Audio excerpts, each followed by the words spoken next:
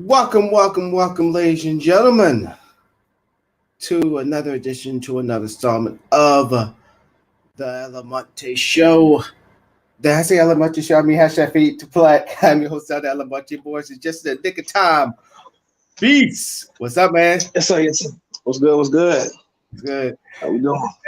Hey, this is gonna be a deep show for me today. I got something to get off my chest. I want you to help me out. I'm gonna give you a hint. It's about my Cowboys. And I want you to chime in as an outsider to tell me if, to put in your insight or agree with me, check me, or you want to add your own little sprinkles to it. All right.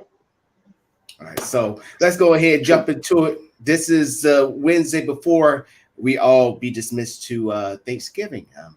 I got to go get some stuff before I go to my girlfriend's house and all that great stuff. But no here nor there. Let's let's go ahead and just get into it with the opening statement. I'm gonna go and start it off for everybody.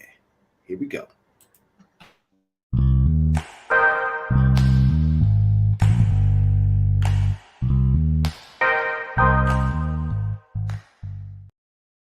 Ladies and gentlemen, today's show is going to be, don't want to make it serious, but it's going to be serious today.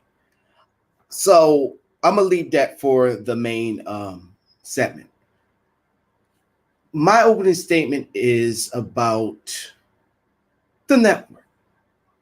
You won't believe it, but the wet network, for y'all not understanding what I'm saying about the wet network, let me go ahead and play this beautiful beam footage for you.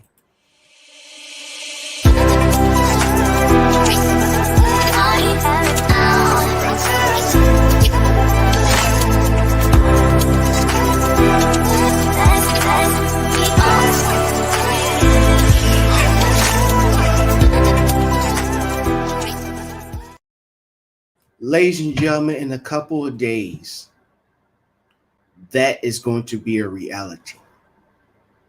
But right now, we're just waiting for content creators to step up. And I'm already going to let the secret out the bag. I am going to be reaching out to every Black YouTuber, every YouTuber that has had some success, a lot of success, to join the Wet Network. If you know a Black content creator, or if you are a Black content creator with skin in the game, please contact us. Contact myself, contact Beast Johnson via our website or here on the show. We're serious when we're saying that this is going to be a network of our own, a network where we're not going to nickel and dime you. You don't have to worry about no algorithm, whatever the hell they want to call it. You don't have to worry about being censored. You don't have to worry about apocalypse and all that stuff. You don't have to worry about none of that. I don't care if you're a musician to just somebody who just want to do a documentary on their lives. Contact us to join the Wet Network. We are the drip drip of the culture. Not only just the drip drip, but us giving a platform to those who have skin in the game. To put some respect on your name and make it a lot by doing it. Take it away, Mr. Beast Johnson. Take some care. There we go. As we set upon this journey that we call holidays, no matter how you feel across the spectrum towards your family, no matter your perceptive thought or concrete truth that you know of how your family feels about you. Go into these situations, focus on the food and the family you fuck with. To the ones that don't, pay them no mind. Be civil, be respectful, Be eloquent and articulate. Be the minimal amount of social that you need to be. Because you need to understand that no matter what you do, no matter how great, no matter how grandiose, no matter how god awful or god, individuals like that will always have a negative opinion and perception of you. So nothing you do will ever really improve in their eyes. So there's no point wasting your energy in their direction. And outside of the familiar attachments, there's no real reason in acknowledging their existence. So keep that in mind as you deal with your family, whether through quiet rage, self-medication, several walks with cousins and uncles. I'm that cousin and that uncle. Come holler at me. Point being, do you focus on you and be a better you today than you were yesterday, and set yourself up to be a better you tomorrow. And fuck what everybody else got to say. For as many people as it is in the world, they could all know you. Half of them will fuck with you, half of them wouldn't. That's just the balance of life. You can't go through this world and have everybody like you. Somebody got to think something negative, or it wouldn't be life. So happy holidays. Let's get to the show.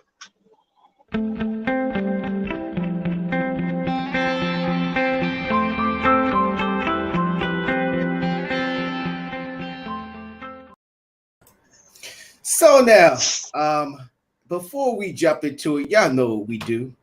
We got to introduce our sponsors. But this time, I want Beast Johnson to go first with our newest sponsor that is hot on the block. Yes. Well, since it is the holidays, and what do people like to get for the holidays? It's soup, clothing. And you want to get something for that youth, that niece, that nephew, that grandbaby that they'll actually like, but more importantly, actually wear. So why don't you just check out that little website at the bottom? That's Sky Zone Society. For all those fashionable t-shirts and coats, designer hats, custom-made attire. Hell, you could even find something for you, Nana. Got little scarves and woolies, whatever. Check them out. If they ain't got something you know, they don't, hit them up. Inquire. Can you make this? You'd be surprised at the answer. That's Sky Zone Society. But also, what else do they do other than making tees and hoodies? Because it is the holidays as well. So after you get you a nice little shirt, why don't you get a family shirt? And then they can shoot a family portrait in your brand new Sky Zone Society family apparel. They could even cut a little family video for you. I know we in this whole COVID and everything, but look, if y'all willing to social distance yourselves outside in your backyard, DRONE, drone. That's Who's doing Society. That? Who's Sky doing Zone that? Society. Sky Zone Society. You gotta say it like the Holy Ghost. Yes. Who else is doing that? Now, why are you getting all that great merchandise? Would you like to have something to snack on with the kiddies? Not to mention with the old lady or the old man. You might want to get you some. Want popcorn this holidays. Oh, you should get tired of the old canned, stale ass popcorn that you get almost every year. Why don't you jump on to the only black popcorn company in all of Washington, not only just in Washington, but 5 other states. And that is realcheddarboypopcorn.com. 12 different flavors. Let me name one for you. White cheddar. Oh my God, so great. And see that psychic right there. Because as he said that, my point was going to be the only popcorn company in the world Not just the city, that Craig. gives you the world. Mm-hmm. It gives you wet wipes to As I go will with those illustrate. flavorful. Mm-hmm. As we illustrate Those right so here finger too. licking good flavors. And then not to Now, what mention other popcorn gonna do that for you? And no, it's resealable. and resealable, ladies and gentlemen. They're not Now that playing means with you go you. ahead you go ahead and break off the baby some real quick. Here, baby, go ahead and get you some. That tie you Mm-hmm. over and go on in there. Don't let your cousin see nothing. And now Take they that also wet wipe got with and now they also got the pizza flavor you. too as well. So go to this See? website at the bottom, realchildboypopcorn.com, the official popcorn here for hashtag fade to black. Shoot them a holler. If they don't got your And flavor, go ahead and let them know. And I promise you, they will work on it. But until then, if you want something that you want to watch the games with, go to realcheddarboypopcorn.com. How you doing, Tammy? Welcome to the show. So now yes. let's get into it with what I'm about to talk about. Since this is Randomness Wednesday, Yes. now I'm happy that Billingsley is on the show. I want to get his take to it as well, but I have to bring this up.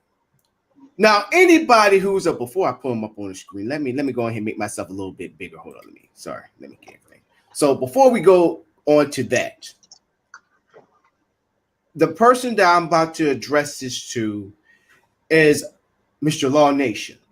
Now, Law Nation, and also disclaimer, my boy over here, he's not a Cowboys fan, but as a I respect the panelist, franchise. yeah, but as a panelist and as a homie, I want to get an inside perspective too. Ladies and gentlemen, when you are about to vent on something, it's good to have somebody with the outside view of it as well, because they don't have no skin in the game. And what I mean by that is they don't have to be a fan or associated or be in where you have to be in. They just need to know of it and actually see it from the outside looking in, so you can give a different take from somebody from a different view. Mm-hmm. You feel what I'm saying? Because maybe they could see it from that angle and they'd be like, hey, yo, Morris, you kind of wrong about that. And I'd be like, all right, cool. Or they will understand where I'm coming from. So it's great to have an outside view. So not to drag too much on it. That's real simple. If I ask him something and say, especially something I know he's not knowledgeable of, and he comes anywhere close to the line of thought that I am on, then that means that there's some sound logic and ration within I'm not crazy for thinking this shit. Right. But somebody that don't really know it and don't really fuck with it feel the same way or along the same line. So maybe there's some truth to what the hell I'm thinking. Right.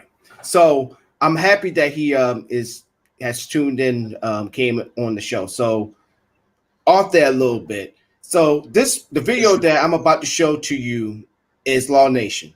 Now, Law Nation is one of the big time OGs on Cowboy YouTube land. That if it's not coming from, he's one of those guys. If it's not coming from him, I don't believe it. Even if I'm hearing it from ESPN, if I'm not hearing it from Law Nation, I'm not taking it. Right. If it's not coming, so you got no skin in the game. Right. You got a body in the game at this point. So I believe what you say. I remember Law Nation was only just doing like breakdowns of games of like, different positions, doing film on players. I remember those videos. But since then, he evolved. He was more of talking about the organization, what he think about the games, and also doing shows with other Cowboy YouTubers. Networking. He's been getting better. And speaking of network, he started a network. I believe it was not last year. I think it was a little earlier this year. He started his own network on Roku, where he just does a lot more than he does on his YouTube channel. So I'm giving the brother all the props and praise.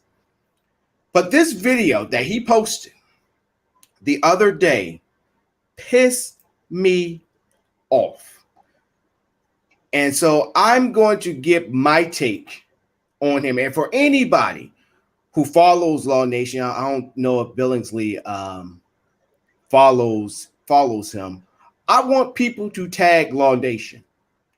I want people to tag him, or I can tag him myself. This is not me down on the brother, but I'm not coming at him at all. But there's a time where, what they call it, you got to come up to the congregation. And this is that moment where I'm checking him, brother to brother. So we're going to watch this video like we did in the past. I know we been a while since we had a YouTube video where we all critique, we stop, give out, our thoughts and all that stuff. That's going to be one of those shows. So before I press play, let me go ahead and give you the backstory of this video he's doing. Shannon Sharpe, I believe it was 2 days ago, he did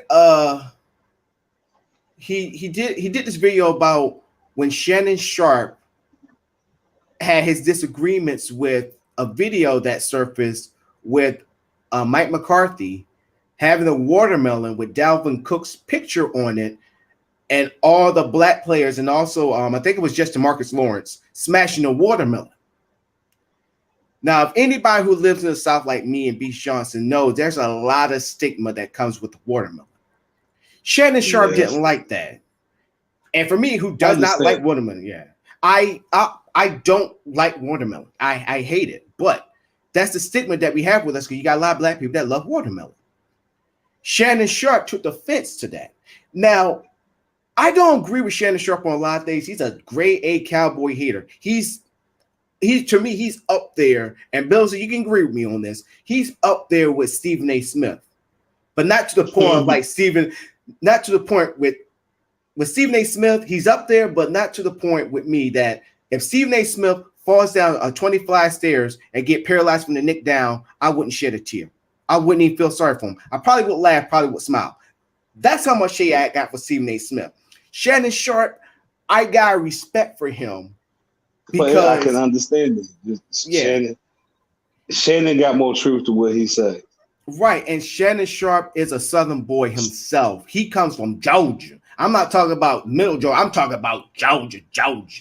And I could be wrong for where he's from, but I know he's from the deep South. So for him, and he has been vocal on things like these.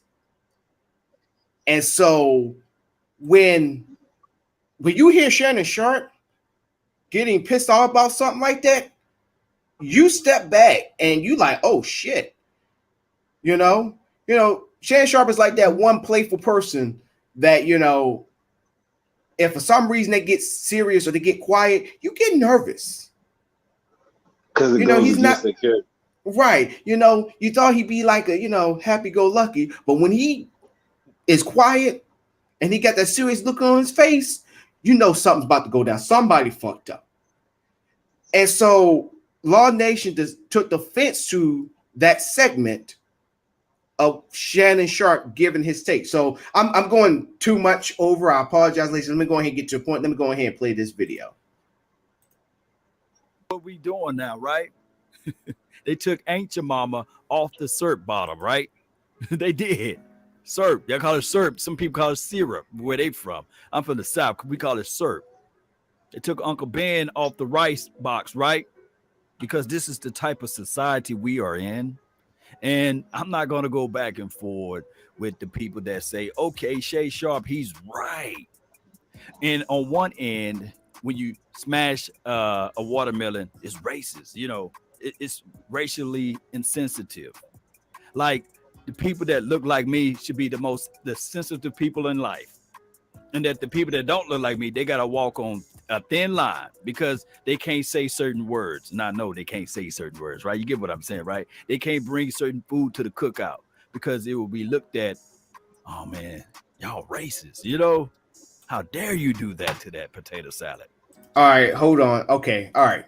See, the issues with what he was saying there, I was like, when I first watched this, I agree with them to an extent. So that remark, with that remark that he made, that was putting too much on the potato salad. Well, now that just confirmed my whole thought process. Listening to him was just like, You're saying too many buzzwords and soundbite rhetoric. You're trolling. Right. And so when he said all the things, he was correct. We are sensitive on this show, and Beast, you can contest to this, and to anybody who watched this show. I have mentioned that there are some things we need to take responsibility for. But for him to be so middle of the road that he's just oblivious that this is a pretty racist world that we live in, no matter how many white friends we have, how many Puerto Rican friends we have, no matter how many Indian friends we have, we live in a society where everybody else benefits before we do. And I understand what bring us together is football, sports, but mainly football. Football is the hottest game in town, and it's going to be like that for when we all are put in the ground. But for him to stay that middle of the road just because we all are Dallas Cowboys fans and that we love football is very disingenuous to not only himself, but also to Black people. Because, yes, I can sit and watch football with anybody, but if I have something, if I see something that's wrong, very racially wrong, I must say something.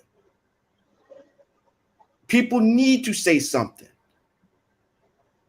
And that person who's also a diehard Dallas Cowboys fan should understand that, or they don't understand that. We just should not shove it under the rug. I'd rather know that when I say these things, do you care or you don't care? If you don't care, okay, fine. I'm going to distance myself from you.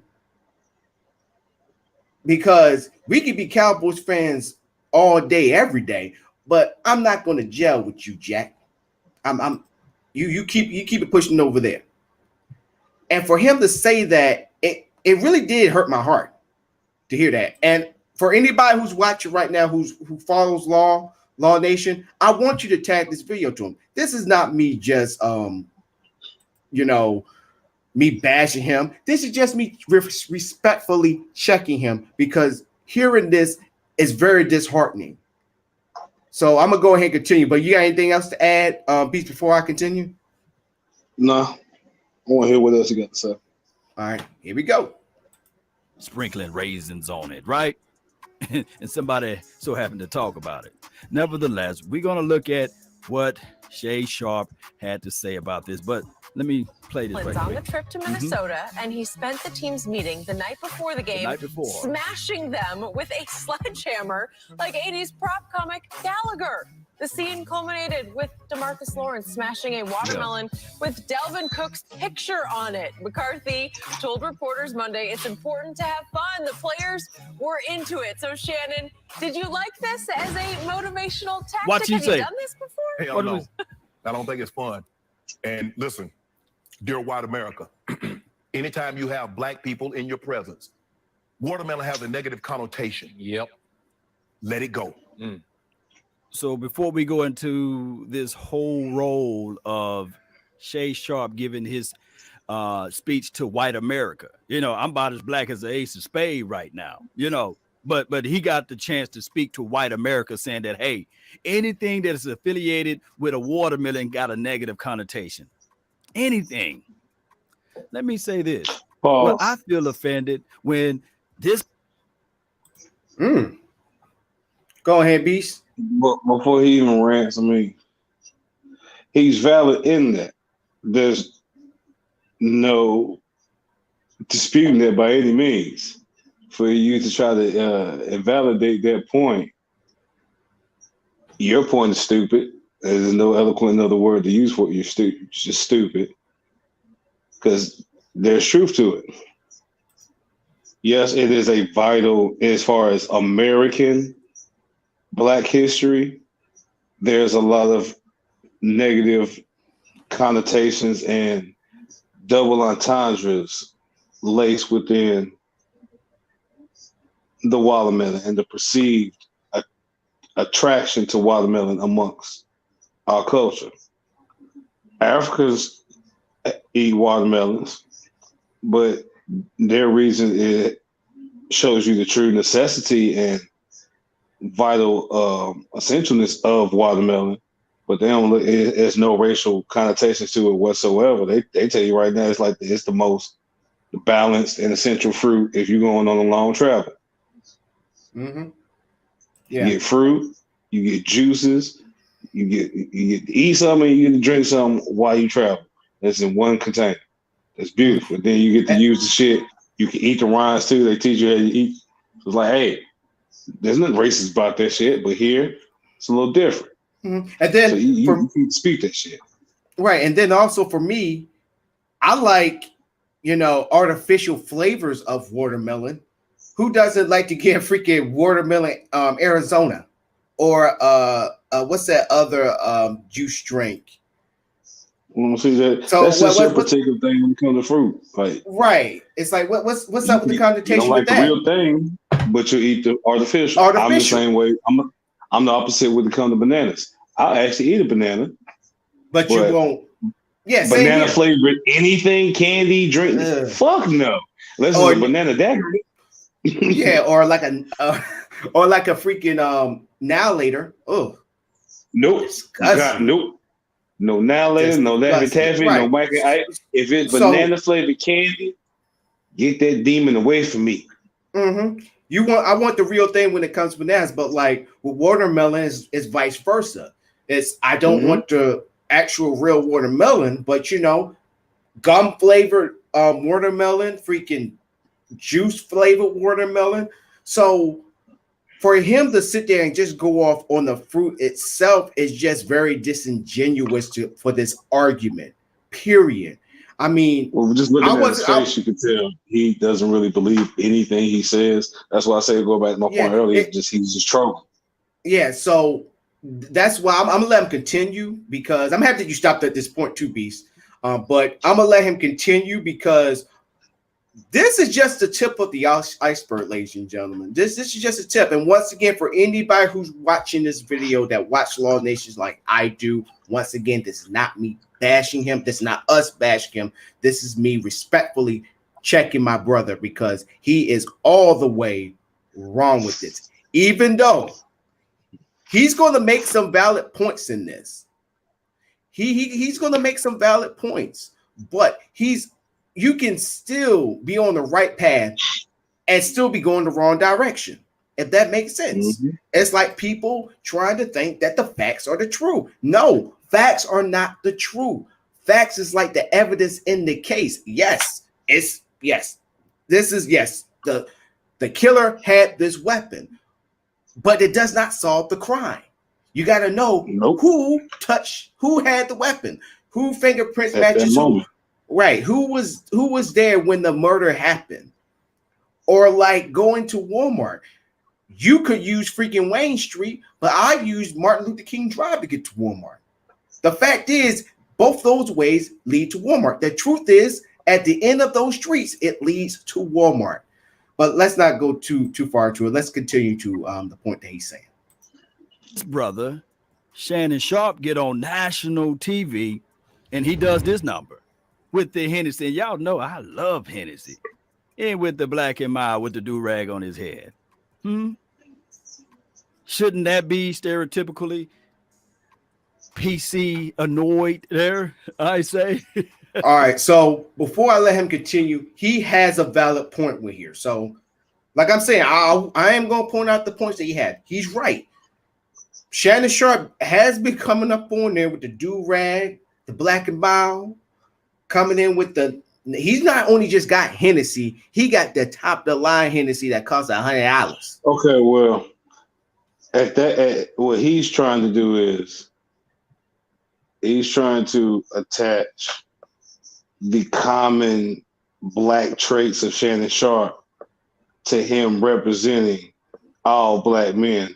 That's like me coming up here and smoking weed. So I everything I say, I speak for all the weed smokers, all the black weed heads. Yeah. Like, no, like he was showing people that, yes, I have a dichotomy and a duality to myself. As far as that image goes right there, most times that you see him, he goes out of his way to show you that I am more than above the caliber of my former upbringing and environment. But just to remind you niggas, yes, I still sip on my Henny, still smoke my black. And how you think my hair look pretty? Wave cap, bitch. Yeah, and see, and I'm happy that you made that point, Beast, because and look at what Bellison said. But I'm happy that you Exactly. made. Everybody Yeah, knows like Uncle Shay. yeah. Uncle Shay, we're gonna pay. I think it's a here's the big difference with me. Even though he does make a point on Shan Sharp, but I like that you elaborated on that, Beast, because it's a difference between doing it for entertainment than showing people this is me. And there has been videos that Shannon Sharp, because I follow Shannon Sharp on Instagram and also Facebook. Yes, I gotta go through the humiliation when he's sitting there serving up those L's. I forgot what the shop he calls it. I think Bills, you probably know, he serving up those L's, and he loves serving it up to freaking Dak Prescott and the Dallas Cowboys and Jerry Jones, mainly Jerry Jones. But this is Shannon Sharp, right? Shay Sharp has been like this since day one, even before Undisputed. He was like this when he was with CBS, NFL on CBS. He always been like this. If y'all follow his career, even though he can't predict, he gotten a little bit better. He can't predict the freaking score of the Bengals and the Browns right. He couldn't even pick between them, and he would get it stupid wrong, and he still had a job. But he always kept it real with everybody. This is not for entertainment. He don't go with the black and mild with the skull cap just for entertainment. Show. He don't do this shit every fucking show. Shannon Sharp does this on while he's at home. He had pictures of it on his Instagram. He does videos on it. Definitely when he wins bets against Skip Bayless. So I'm happy that you elaborated on that, Beast. So you cannot use that, even though he does have a point, but he showed you, if you follow him, that this is him every day. Like I remember when interviewing Beast Johnson, he said, man, hey, you don't mind if I smoke? I said, man, be you. Do you? I'm not going to sit there and have an interview with you where I'm stripping you of what makes you you. I tell that to anybody I interview. Why in the world would Shannon Sharp do this for just entertainment? Why? And his country is all country that you can get. No, he backwood. Yeah. He backwood in Bama. That he my peoples. Yeah. He grew up in the projects, but he know about four-wheeling and mudding. Oh, yes. He done went hunting a couple times. He know about that deer meat. Oh, yeah, he ate some deer meat. And same here, but he makes my country bumpkin seem like I'm from the parts of freaking New York. That's how country bumpkin he is. That's what I said. It's backwood. Right. So for him to come at Shannon Sharp and saying that you being a construct of Black culture, of like the stigma that we have, but this always been Shannon Sharp. But let's continue, because it's gonna, you can start opening your eyes much more. So let's go. But all of a sudden, a white coach that smashes watermelons with labelings, play with more explosiveness, smash, play with tenacity, smash, stop Dalvin Cook, smash. And trust me, they allowed D-Law to get up there to smash Dalvin Cook. He had his picture on the watermelon. But all of a sudden, this is supposed to be racist? Motivating your players, and now it can be. I'm gonna stop right there and see, and right there. Let me see what. It became racist to the point. It became racist when you put an individual's. You're right. It became an issue when you put an actual human's face on there, or made that a representative of that human, and then that human happened to be an individual of color and a particular color that has somewhat of a stigma to set fruit that you're using for a demonstration. Right. I don't care how stupid or smart or sober or beyond the point of cognitive thought intoxication, that shit don't sound right. It don't. It don't So because the thing is, I'm sorry that's to why he interrupt had you. a black. No, that's why he had a black person smash the black faced watermelon, so to speak. Because at that point, yeah, if I do it as a white man, oh, it's definitely fucking racist. Right. And But if I see, get the black guy to do it, we just kind of yeah, we're just kind of like dipping our foot in real quick, right. just But you checking the saw tip. that, but you saw that illusion, right? That illusion of like it brings team camaraderie. It brings the team together. It get us motivated and all that stuff. Anybody Well, it remember? did to that point. Yeah, It did to that point. and forgive me what I'm about to say. I hope I don't offend nobody, because this was an actual game that we all played in high school. And Beast Johnson and anybody else who watched the show, y'all heard of it. Smear the queer. We didn't know what that meant. We just know when you had the football, you better run. You better run to the other side and make it to the end zone before people tackle you. Oh, it has a multitude of names. The A simplest lot form of names. pick up Yeah. and is pick up and run. Run where? Run to the other end. And then what happens after that? You run back to the other end. What's the whole point? You see how many times you can go from end zone to end zone before you eventually get lit the fuck up. Right.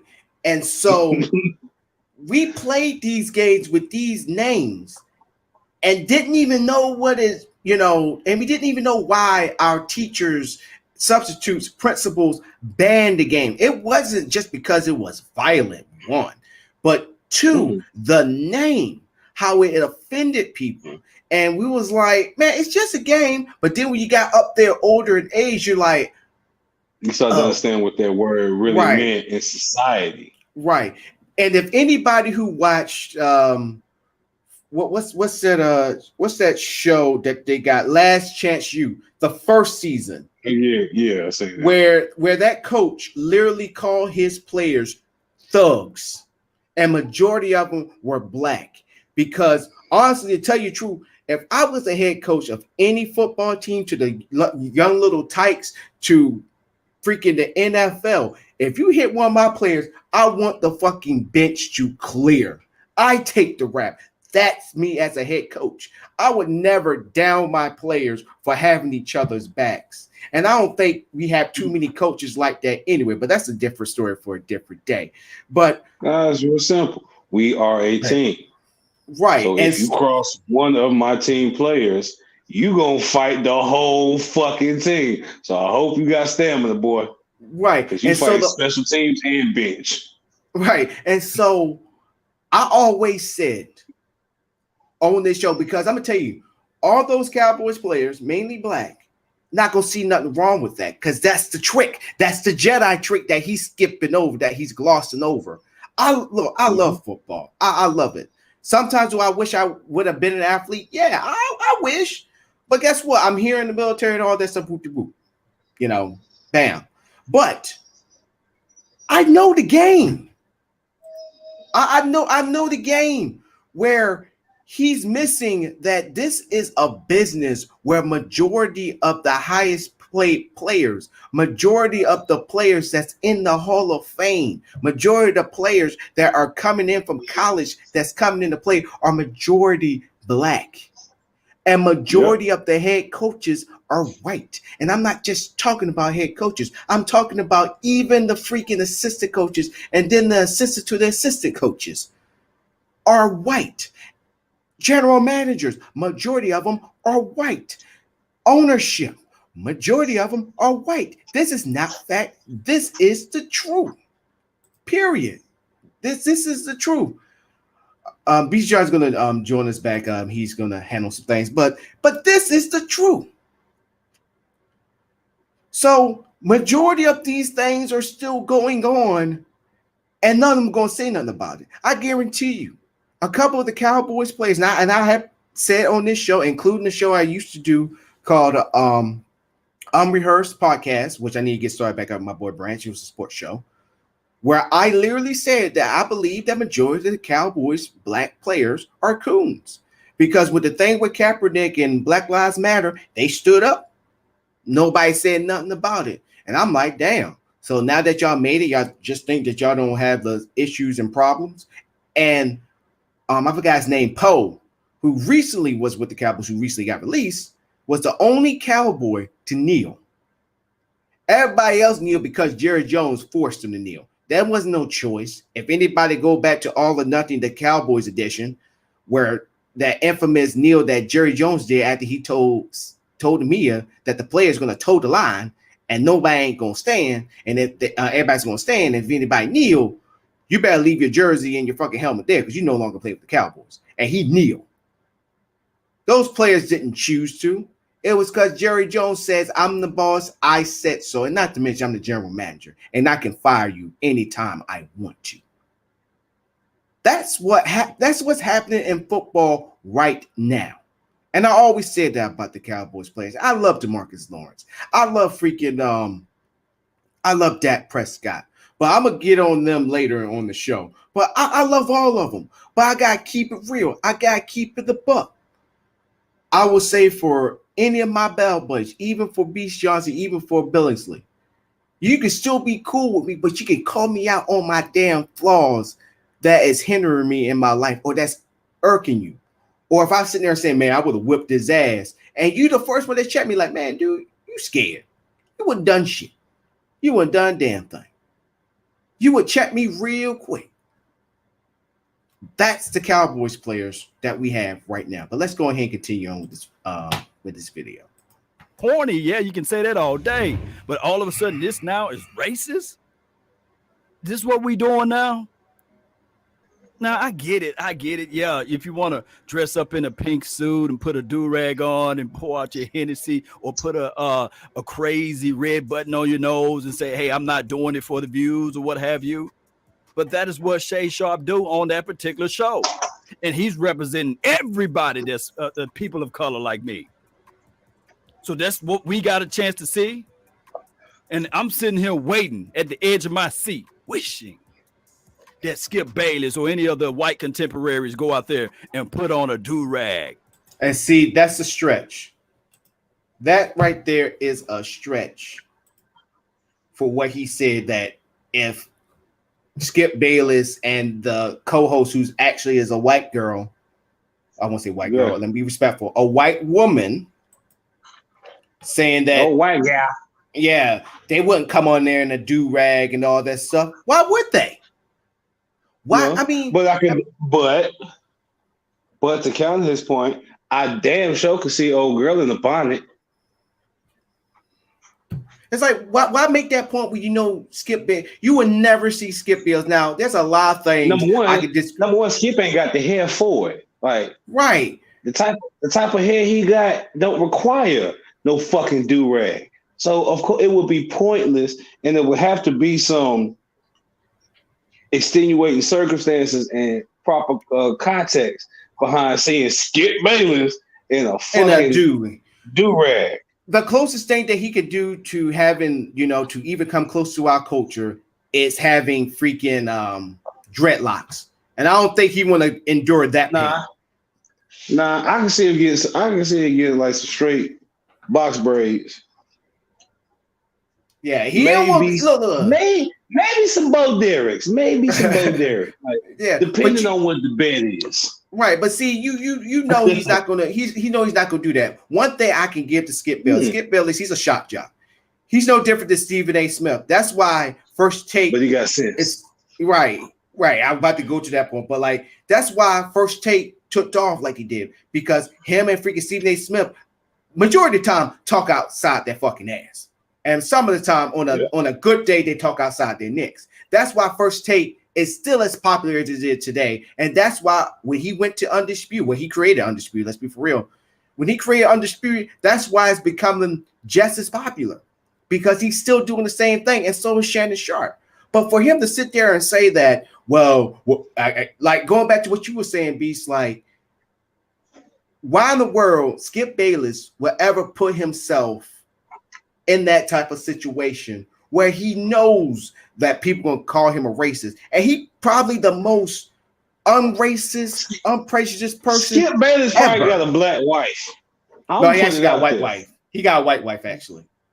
I mean, I assume he got a white wife, but Skip looked like the type of white dude that you assume just is possibly racist, and then you find out, oh yeah, not only does he have a black wife, but he's like Robert De Niro. He got a black wife of decades with a whole litter of interracial children running around here, and then you see a little biracial half black Skip Bayless running around here with his mama's skin tone, but his daddy hair. What the fuck? Right. And so for him to say that, he's trying to justify Shannon Sharp buffoonery, coonery. That's all he's doing right now, which is super disheartening that he's trying to use that to justify his anger toward, I won't say anger, his displeasure with Shannon Sharp. But I'm going to let this continue some more because it's really going to get deep here, and this is when I'm really going to let loose. And a black and mild and some Hennessy, right? Because we can say, okay, you see how silly it really looks. I don't want to hear the people saying, well, he can do it because he's black. It's kind of like the same thing with if you're a brother, you can say the N-word, and if you're white, you can't. I digress. We need to stop it. For one, we need to stop being so sensitive about everything. Bam. Pause that. Okay. Because I just want to address this because I know we do have white viewers, and to anyone that is new watching it is not black. Here's the deal when it comes to nigger and nigga by association. All non-blacks, we automatically listen to the contextual background of the statement and conversation first, and then listen for the connotation of said nigga and the inflection in your voice and speech pattern when you pronunciate and project the word. From there, we quickly assess whether or not you are being offensive, disheartening, condescending, or as we like to say, being slick mouth. Mm-hmm. When it comes to white people in particular, it is a question of oversaturation. Your history, you said it entirely too much and on the wrong end of the scale so much that it just don't sound right when y'all say it anymore. It just hits the ear wrong. You know, it's just certain words. It's like cunt. That's a word that no matter who says it, it just instantly hits you. Mm-hmm. Definitely for a woman. White people, exactly. But see, that's their word. Everyone, every race, every particular walk of life has a particular word. There's an immediate trigger, and it's like, coming from you, it just don't sound right, regardless of whether you mean it in that manner or not. You just need to understand that. And once you understand that, you can be choice in your words.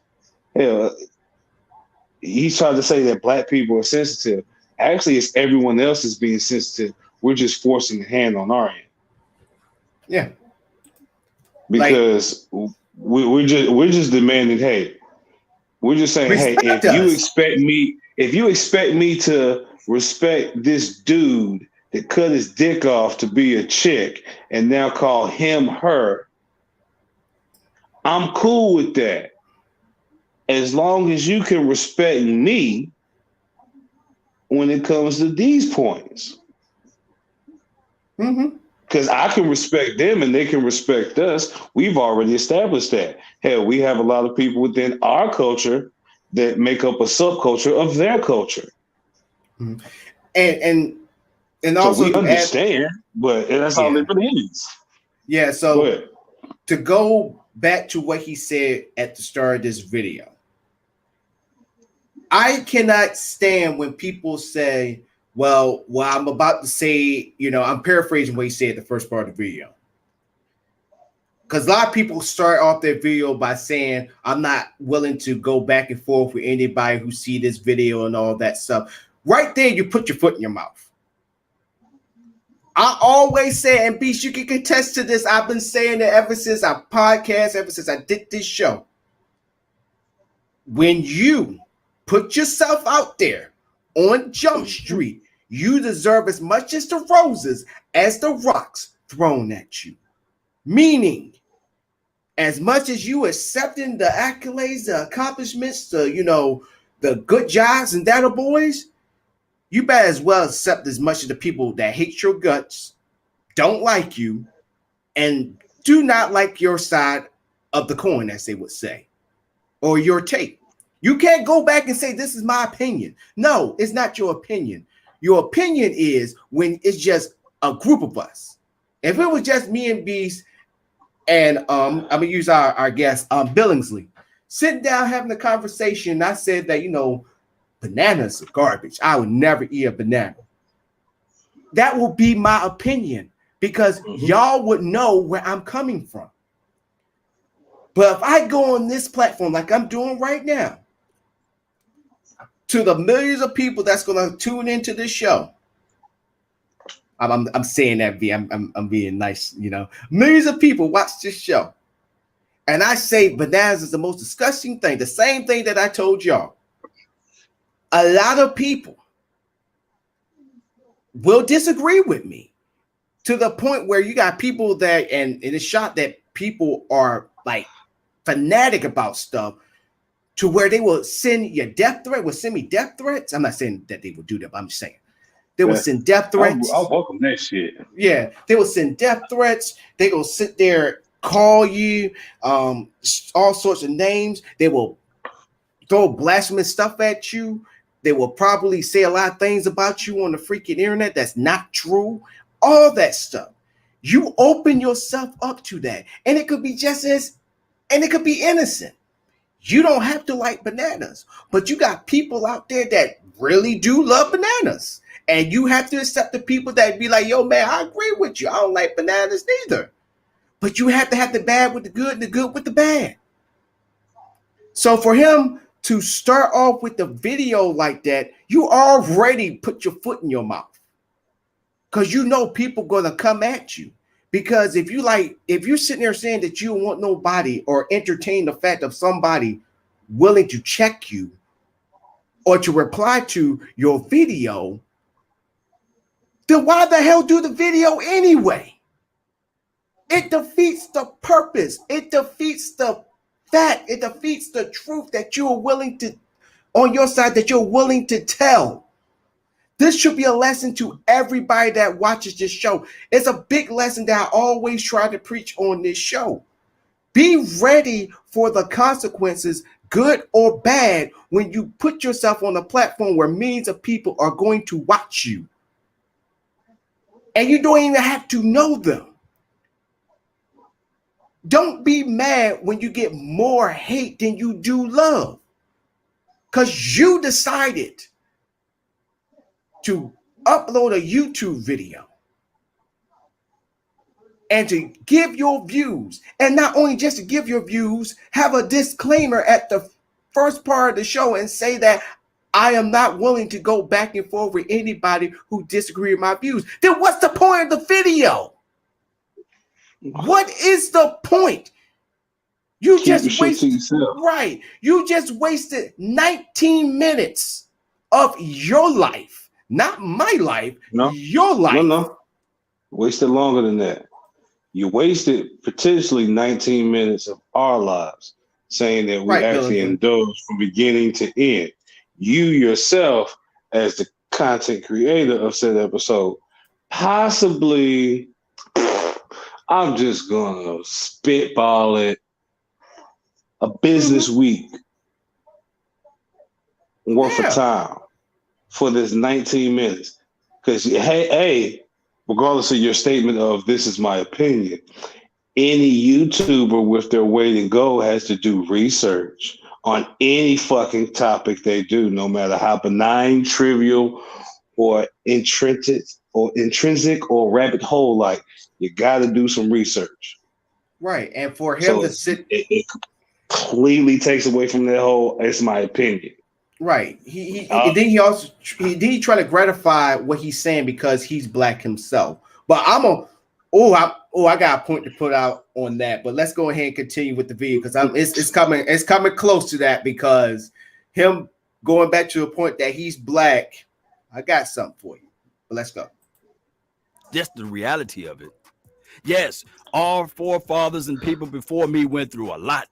They did. I'm from Natchez, Mississippi. They didn't integrate all schools until 1991. Let that sink in. And the people that don't look like me that go to the public schools are the people that couldn't afford to go to the private schools. That's because, we already know what it is. But did that stop us? Did we look at that and say, oh, we're not granted the same opportunities and the privileges of working hard? Let's listen to more what he got to say, though.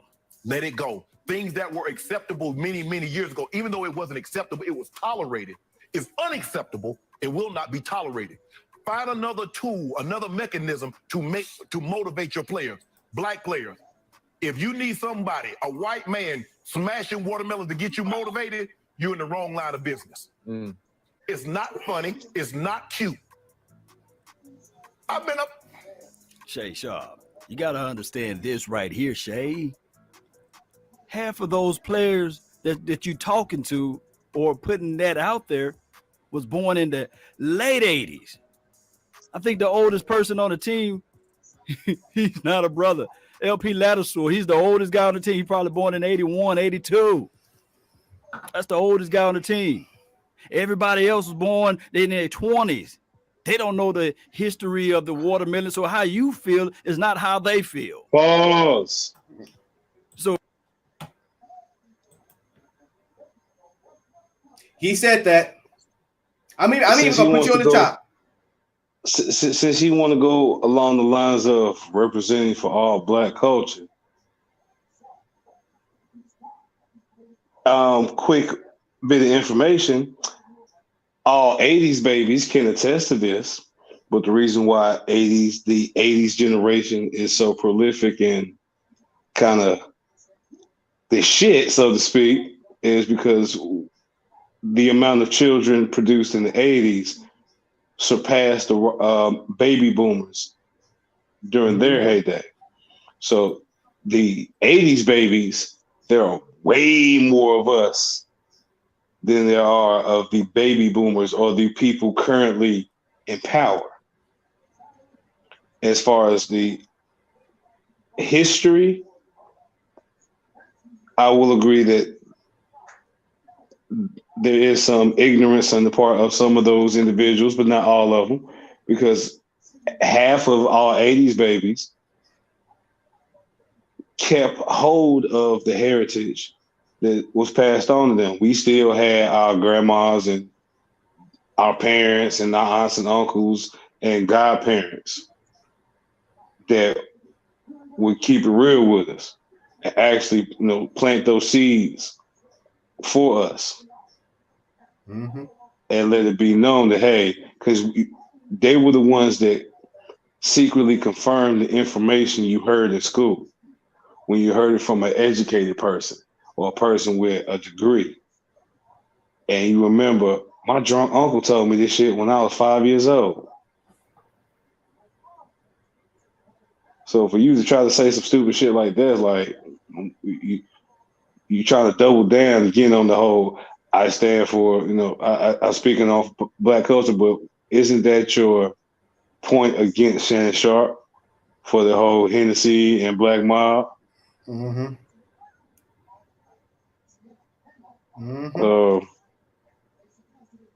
You're using the point of contention as your point of resolution to prove your point. He's speaking, he's standing up and representing all black men of black culture. But you're trying to do the same thing, but just chalk it down to regional. I'm speaking on behalf of all Southern brothers. Nigga, you ain't slick.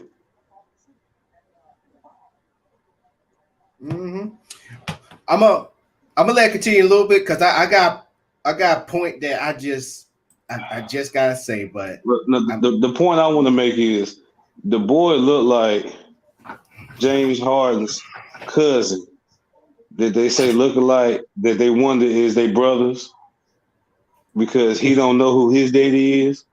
and his mama is not blood. But they look alike. That's why he grew his beard out too. Like he looked like the type of nigga. He grew that beard out because one of his random homies was like, "Yo, nigga out here trying to look like James Harden," and then a bitch gave him some pussy because he thought he looked like James Harden. So he gonna keep that shit as long as James Harden got that beard. He gonna keep that beard. Why? Because he look like James Harden and he can get pussy off her. And I end my point. Let's continue. So you want these guys to be historians on this particular team. You want these guys to say, oh, hold on, coach. That's racist to bring that watermelon out. And especially the coach himself, I don't think he's from the South. It would have been a different story if Mike McCarthy grew up in Alabama. It would have been a different story if he grew up in probably Mississippi. Maybe he would never thought about bringing out a watermelon. And I do know the old saying because my grandma said, your upbringing does not mean a fucking thing once you're a goddamn adult. And the way you move and the things you do paint a perceptive portrait to society. That's right, Belsley. I think so too. So, like, come on, you got to remember, no matter what you do, no matter where you're coming from, somebody may take it the wrong way.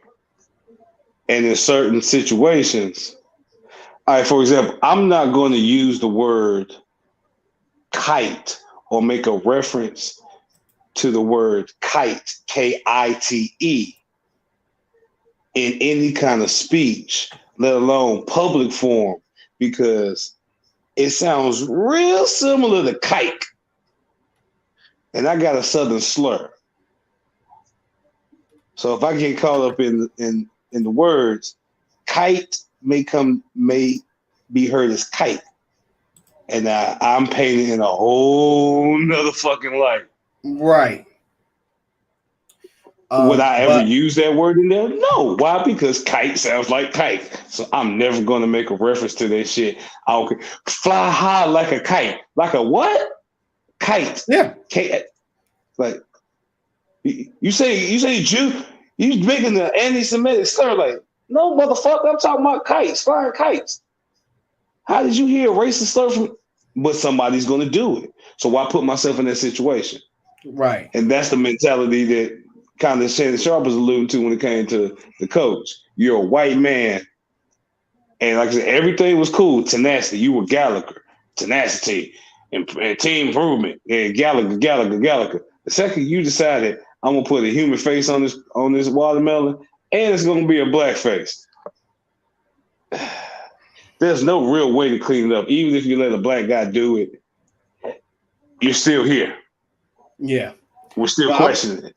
But I'm about to been better if you just, say like their defense, like nobody face at all, or say like their whole defense, knowing that motherfucker is on their defense and he's vital to their defense, or the type of plays that he excels at. So I'm like, like this watermelon represents the wildcat formation. This one represents the ISO zone or the goddamn blitz zone, because this particular motherfucker, he get off in those type of environments. Yep. So that's what that's a better way and a better metaphor to stay along that line, but have nobody question you and say, oh, you're being racist, even though they know, like I said, they know, like, all right, the Aquarius, oh, that motherfucker can run, he can run. So if the coach is saying particular plays and offenses that particular player shines in, what he's really trying to say. But he's having enough respect not to actually say it because of how it will come off. Mm-hmm. Yeah. But I'm coming real close. It's about to get to a part of the show where I'm really about to let loose, but here we go. It all the time. There's people in hell with good intentions. I understand that. I can feel where you're coming from. But right now you're reaching, bruh. You can't tell me he ain't reaching. The network should have been like, come on, you don't do the host like that.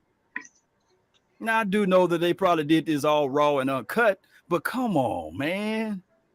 Why it always got to be something about race when that's not even the case?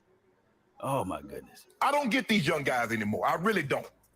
Because ain't no way in hell Mike Shanahan, Dan Reeves, Wade Phillips, or any of my coaches could have ever brought a watermelon. And what? And you think that's cool? And he bragged about it. Hey, we're going to keep this on the hush. He openly talking about it. He did. First of all, when I saw the watermelon, coach, what you doing with that? If you ain't going to a picnic, if you ain't going to a cookout or a barbecue, man, you better not have no watermelons coming up in there talking about we smashing this. I don't know what Mike McCarthy was thinking. And I don't know what those black players in the locker room was thinking allow him to do that. Agreed. They was thinking about, hey, we being motivated. We were thinking. No, pause.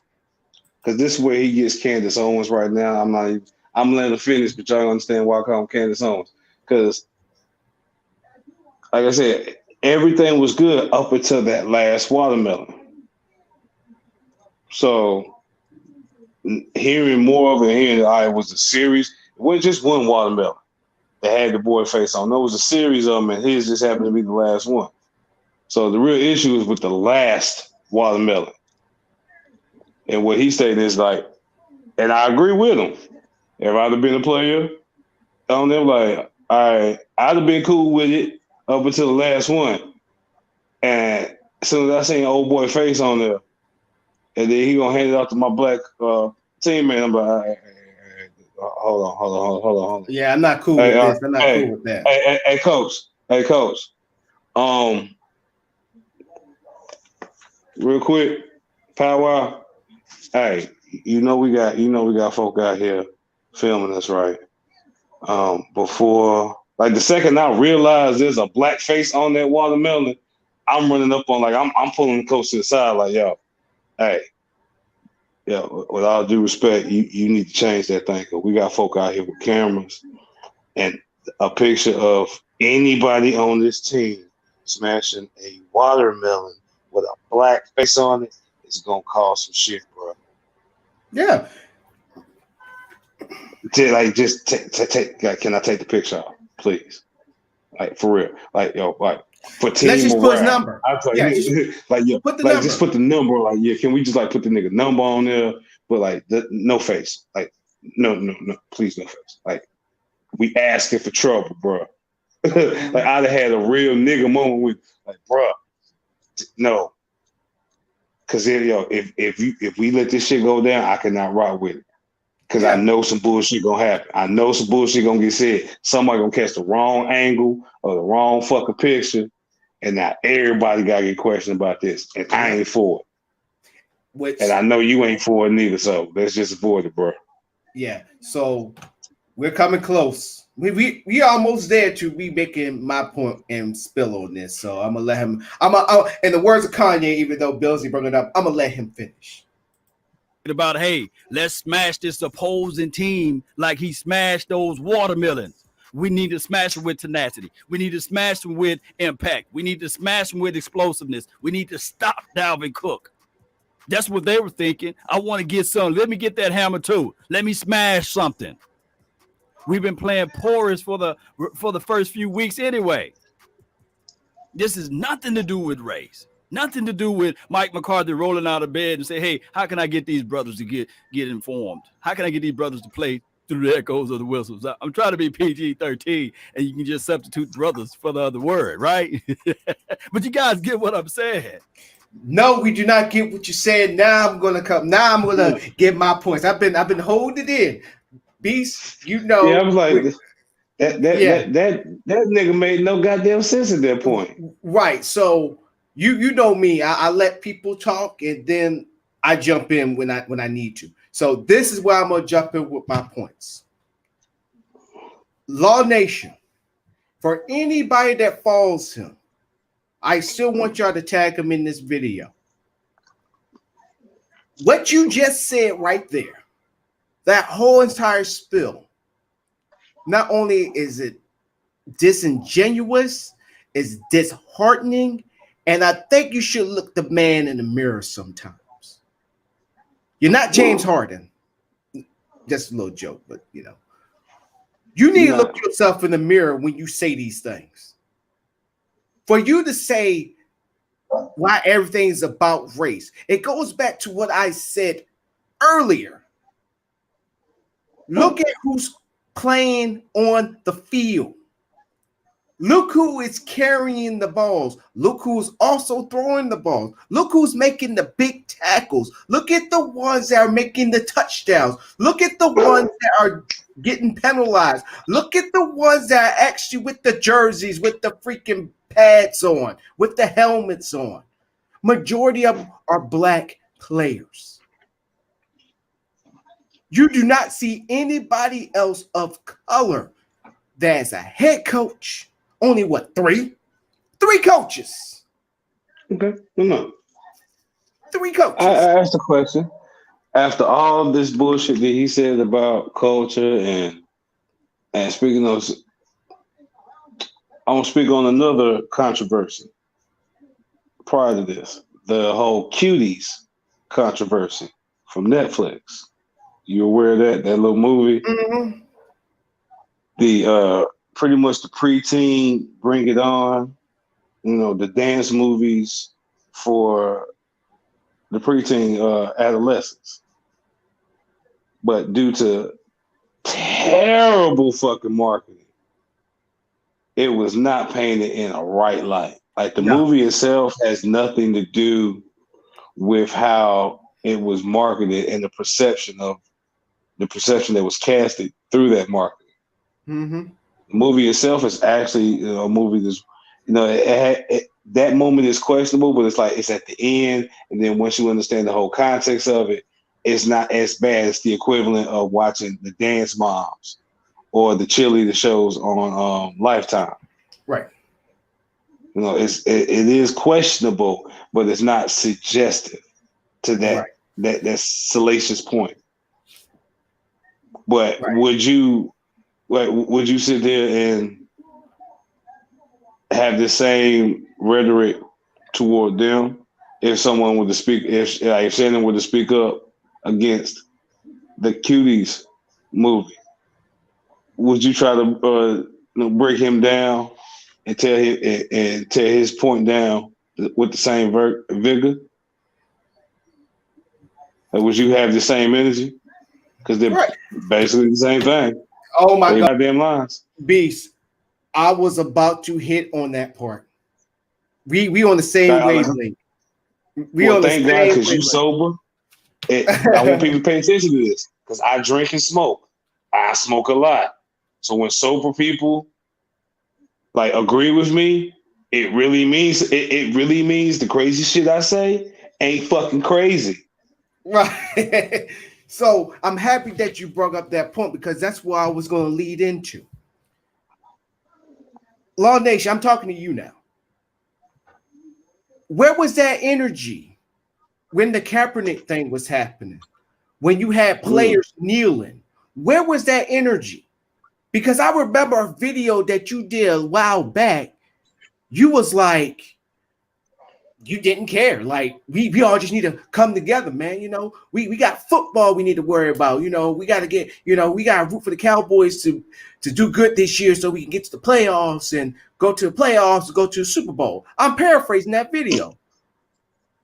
That's exactly what your purpose for that video. You didn't give a damn about. Okay, so let's throw Kaepernick out of the equation. But you forgot what is, and I agree with the dog. You forgot what us black folks have been going through and what Kaepernick was protesting about. You glossed over that. Where was that energy?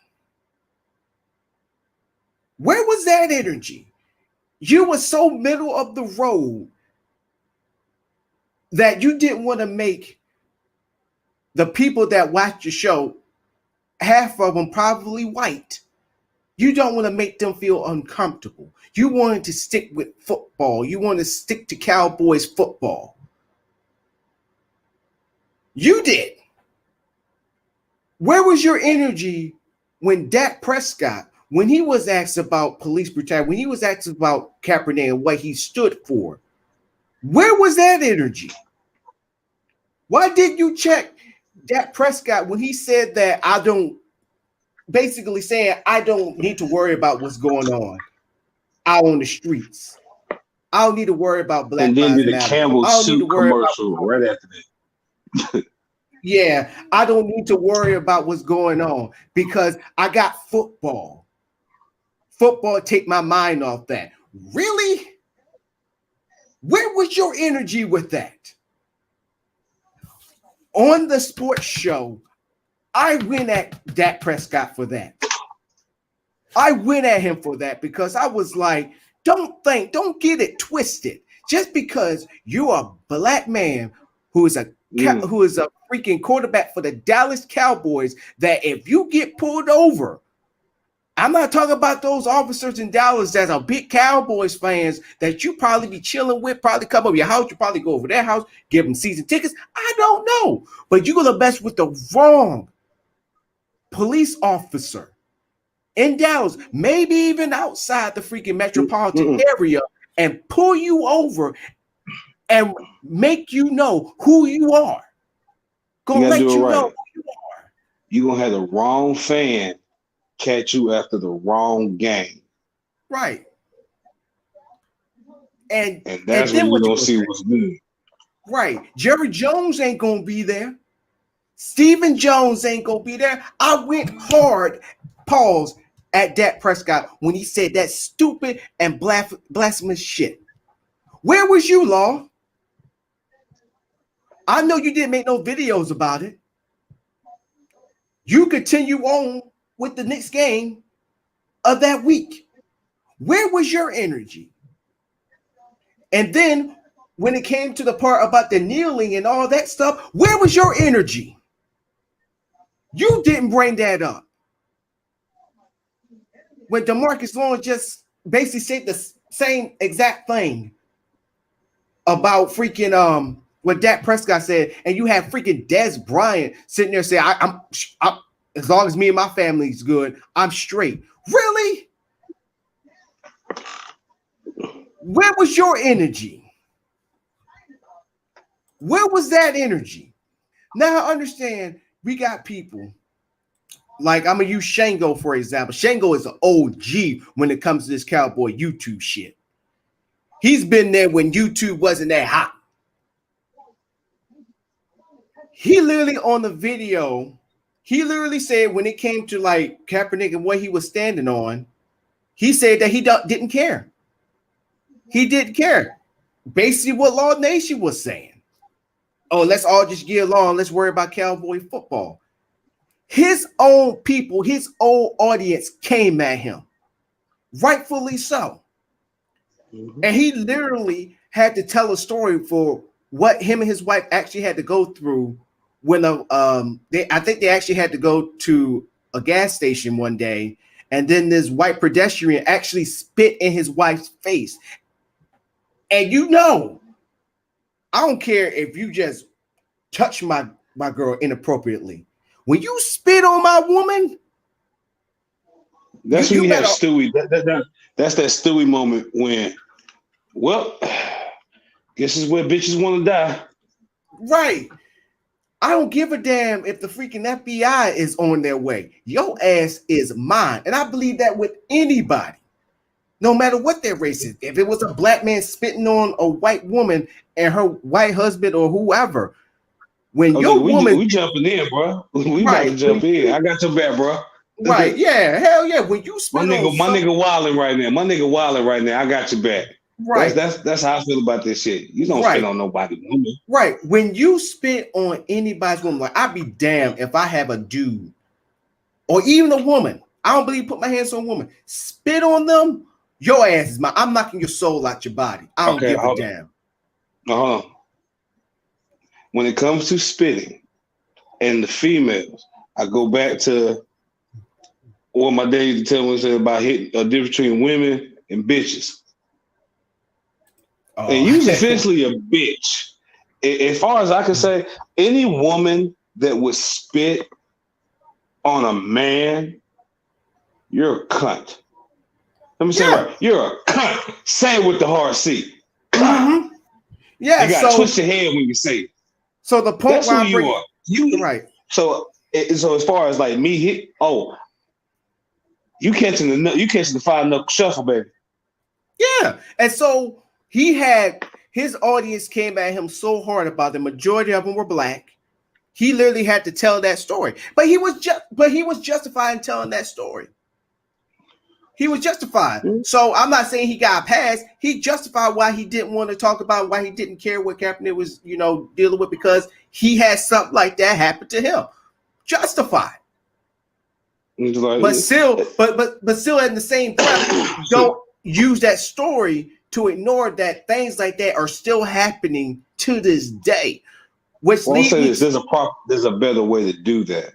Like, because for all intents and purposes, that could actually agree with him, and let's just say for shits and giggles, actually being one of the motherfuckers that was putting money in Kaepernick's pockets, putting money on his book, so to speak, while he was out here holding down and standing for what he needed to stand for. Mm-hmm. And people came at that Prescott. There's a better way to approach the situation, and so especially when you say, "Hey, I got personal."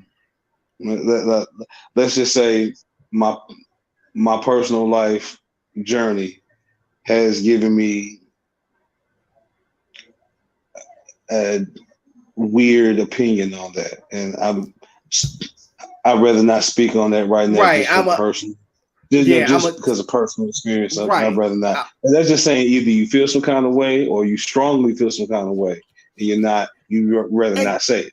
And I'm happy that and I'm happy that you allude on that point too, because I'm not saying that not Kaepernick. I'm not saying that Dak Prescott should have gave his opinion, but when he said that comment that he did, it made it seem like he's just one of those uppity Negroes who just, I got it made, I got the money, I got the sponsorship, I'm good. I could care less about them, I care less about them. He made the comment, and then weeks to a month later, you doing the Campbell soup commercial. That's only like cementing the coonery. Right. I could have accepted that he said all my prayers goes out to them and left it at that. Now, if he said no comment, I probably would have been skeptical, but I wouldn't be mad. He'd be like, no comment, next question. I'd have understood. Yeah, no comment. If he said no comment. But even during that time, back to you, Law. Where were you? I gave him that heat. And then when you got people like freaking DeMarcus Lawrence, who basically kind of said the same thing, and also like I was saying about Dez, said the same thing, like, yo, I'm caring about my family. I'm good, I'm Gucci. But y'all freaking knelt with fucking Jerry Jones, which it was embarrassing to me to know that they nailed just because the president called them sons of bitches. So it took a president of the free world, and not to mention your boss, Jerry Jones, who endorsed him, funded his campaign, got mad because he said those things, because he wasn't only talking about the players, he was also talking about the owners, to go out there and kneel. That right there was embarrassing to me, and it showed me where all the black players on the freaking Dallas Cowboys stood. They all coons. They all scared of Jerry Jones. They are afraid to tell him how they feel. And at the time, they was with Jason Garrett. And even if they told Jason Garrett was just as afraid to let Jerry Jones know how the players feel. That's how that organization is ran. Every Cowboy fan knows that, and you should know that too, Law. You should know that. Everything is about race.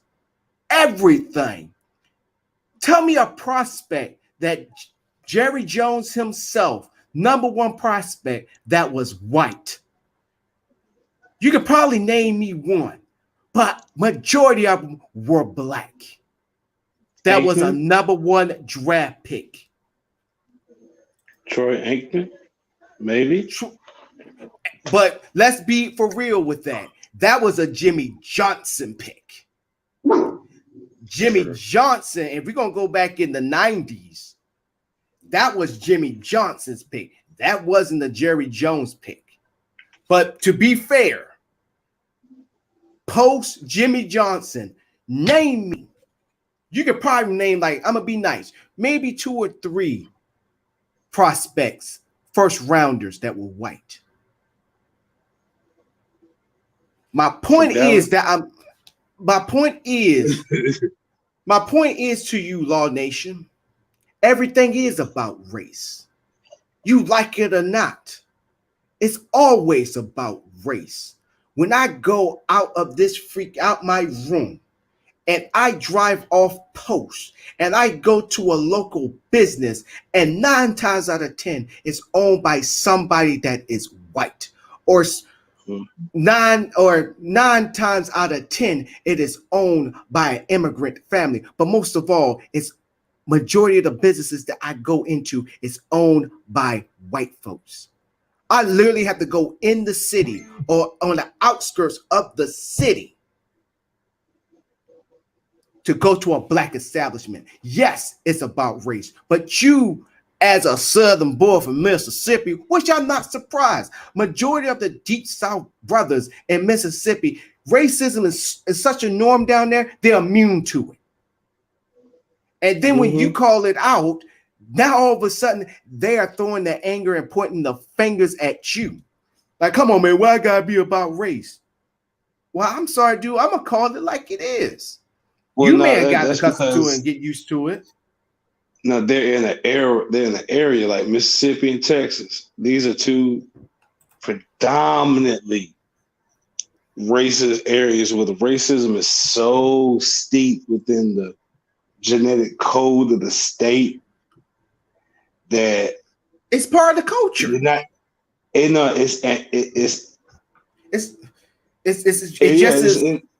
It's ingrained in them. Knowing. Exactly. That's the point I was trying to get to. It's ingrained. There's nothing else. It's done in a manner that you automatically know it's racist, but it's done in a manner that it doesn't give you that racist feeling, so you just roll with it. Like the overt racism that we think is still going on in them areas ain't going on like that no more. But the feeling is always there. It ain't going nowhere. It's given the validation of that one point of that one white person saying, I can't be racist. I got black friends. That's what law is actually doing. Law, that's what you're doing. You're validating that one white racist. You are validating that. That a watermelon could be motivation for you, for the players, with a black face on it of Dalvin Cook, and having a black player smash the watermelon, and you get mad at another black player who's, not to mention, a 2-time Super Bowl winner with 2 different teams, and not to mention he's a Hall of Famer. Put some respect on Shannon Sharp's name. He may be the biggest Cowboy hater, and I can't stand him. Like I said, my hate is just as up there with Stephen A. Smith. But when he gets it right, I give him props for that. And he's right on this. All the way right on this. For him coming from the Deep South, knowing that watermelon is a stigma and a stereotype with us black folks, he had every right to say what he said. And for you to just to ignore that, and just for you to ignore that and gloss over it like a Krispy Kreme donut, it's just giving people like Jerry Jones, in the words of how Stephen A. Smith was at, Jerry Jones, and people like him the validation of, look, I gave all these black guys jobs. I'm paying freaking Dak. Oh, well, hopefully he pays Dak Prescott. I'm paying them all this millions and millions of dollars. And not to mention, they're playing for the most richest franchise in the world. Not just the city, not just the state, not just America, but the world, Craig. I mean, they are worth more than the fucking Yankees, and they won 27 world championships. You just gave him validation where we don't have a team of our own. We don't even have majority black folks that's working in the front office. We still got one of our better freaking personnel people that works with the Dallas Cowboys. Listen to this, man. This man have and freaking Billsley can contest to this. I'm gonna put his message right there. Freaking, we have a scouting team and a VP for personnel that is bringing us this top-notch talent every fucking year. And you didn't promote this man to not vice president, to general manager. This is the reason why we got DeMarcus Lawrence. He's the reason why we got Dak Prescott. He's the reason why we got CeeDee Lamb. He's the reason why we got Zach Martin. He's the reason why we got Des Bryant. He's the reason why we got freaking people like let me name Awuzie, Lewis. And that's the reason why. Yeah, that's the reason why. Because in their eyes, they look like they're good at that one job. They shouldn't be good at anything else. Right. He got us all this damn talent, and unfortunately, we don't know what the fuck to do with them. But he's given us all this talent, a brother, and you don't want to step down as general manager? Law Nation, you validated that. You validated that man should not be general manager. Or at least tell Jerry Jones, like, look here, Jerry. And I've got his name. I know his last name is McCray, who almost went to Houston because Houston offered him the general manager job. But he's so loyal to the Dallas Cowboys. He's so loyal to Jerry Jones that he stayed. If I was the owner of the Dallas Cowboys, my ass, I'm like, man, you can't buy no loyalty like that. I'm like, man, I'm gonna tell you something. You've been giving me the fucking all this damn talent so much that I don't even know what to do with it. I'm gonna promote you. I'm gonna promote you to Jeremiah. You know what? Since I'm always flashy and always in front of the news and all that stuff, I will literally have a press conference to make it official. That's what I would have done. I would have been like, yo, man, Will McCray. I knew his name was going to come to me. Will McClay. I would have a press conference. I would have a press conference in the middle of that day and would have been like, I'm stepping down as general manager and I'm giving it to Mr. McClay. Mr. McClay had been bringing talent to us since he came through those doors. And I'm going to pay my dues for this man and have him become the new general manager. That's what should have happened, but it didn't happen. Law Nation, you just don't know what you just said is more toxic and more dangerous to the society today. To the sport that brings us together, but it has deeper meaning than you think, or actually seeing it on the surface for what it is. You got people, I literally got into, I won't say fights, but got into disagreements where I got people sitting there saying, well, man, football ain't nothing more than another entertainment for white folks or another form of slavery. Because let's be for real, when they go through the Columbine, their tactics and the measurements and all that stuff is no different than what they did when they measured slaves, which actually gave me a bag. I was like, whoa. I'm like, yo, this is actually true. I'm like, yo.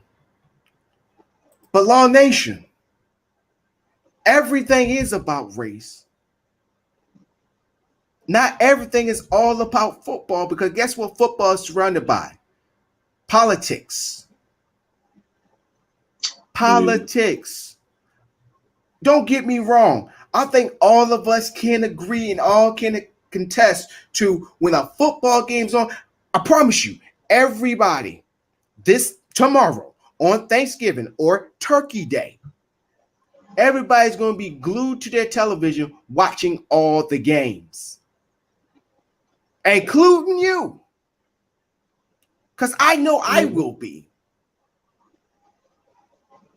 But the truth, not the fact, but the truth of the matter is there's a lot of politics and a lot of racism that's going on in those games that you choose to ignore. I don't.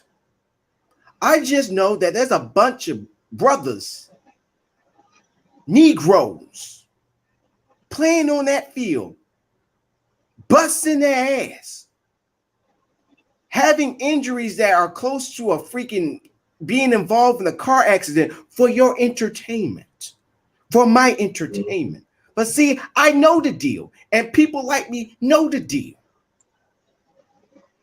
Because after every game, I'm sitting back thinking to my damn self, I kind of feel guilty. Because I'm like, those brothers are putting their bodies on the line for our entertainment just to get to a Super Bowl or get to the playoffs or get to a good record or just want to beat their rivals so bad that at the end of the game, their bodies are just all tore to pieces.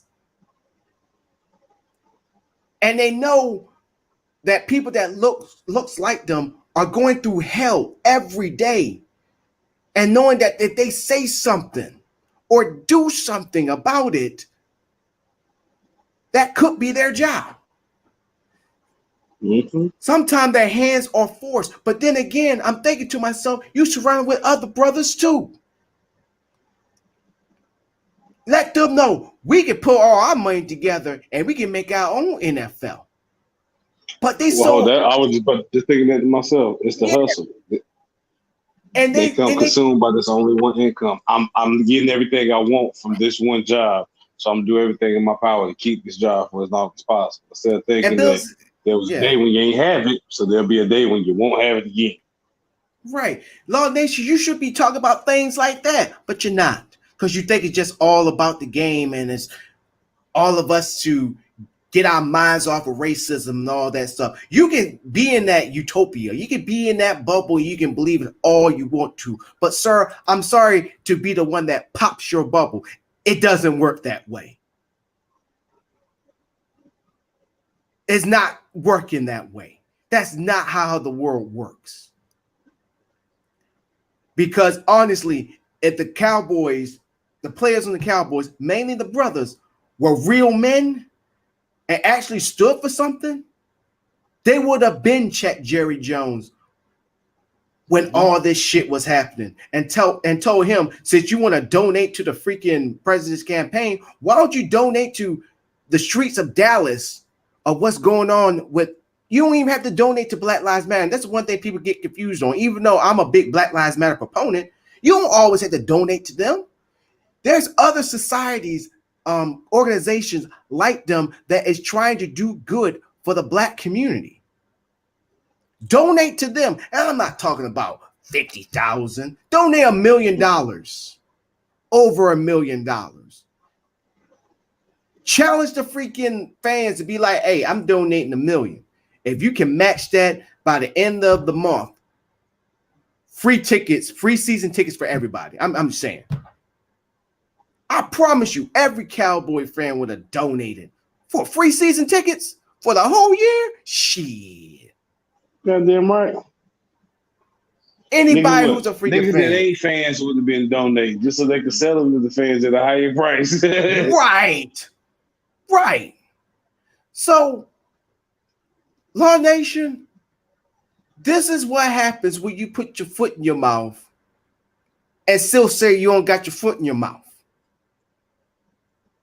Because you just validated what Jerry Jones did.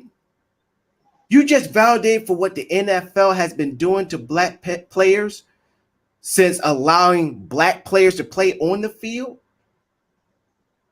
You are giving validation on why we don't have any black general managers or head coaches. You did that. I'm not saying that you the end all be all, but people gonna come back to this video that you posted and put up and say, well, look at this brother. He's a big time Dallas Cowboy YouTuber. He said it. He agreed. It's not always about race. They're going to go back to this video that you made. Candace Owens. Mm-hmm. You're going to get millions. You're going to get millions of hits for this video for people like that are Cowboys fans. There are bigots that are Cowboys fans. And they're going to go back to this video and use you as validation. It's the Cowboys. Mm-hmm. It's a Cowboys fan. He's black. He's saying that's not all about race. No.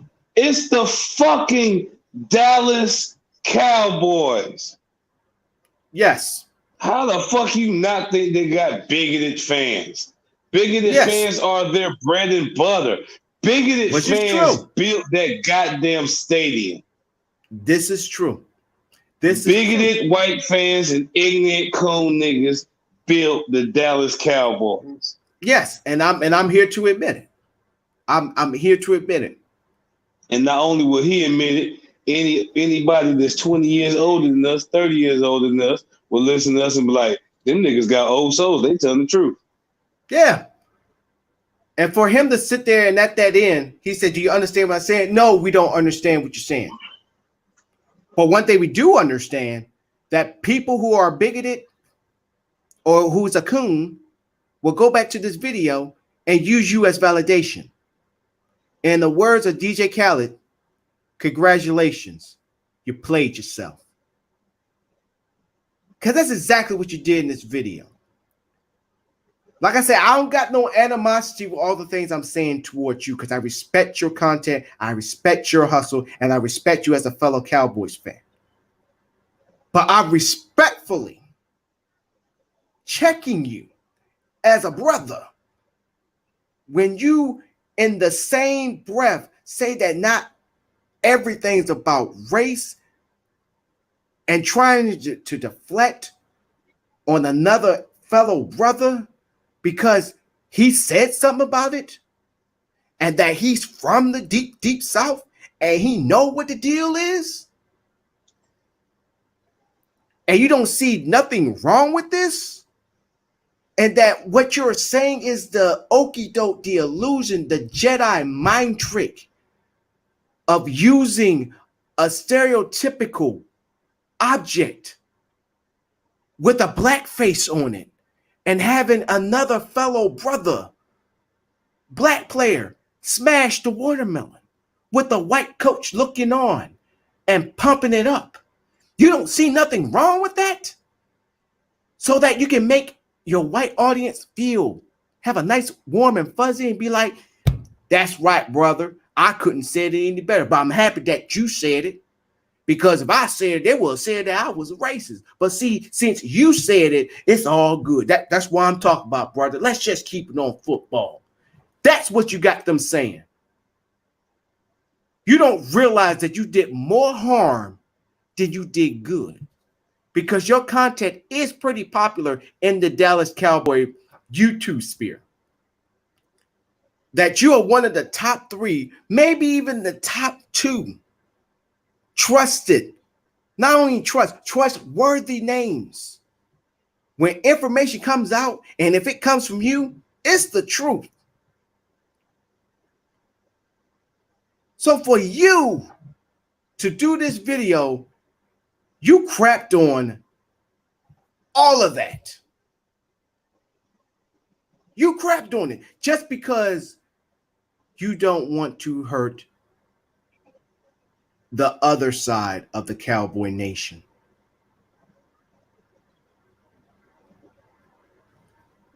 Think about it. Not even think about it.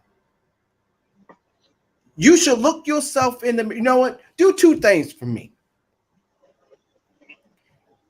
First, You should watch this whole entire video all over again of what you said. Go back, realize what you said, and realize why Beast said the things he said. My audience said what they said, and what I'm saying to you now.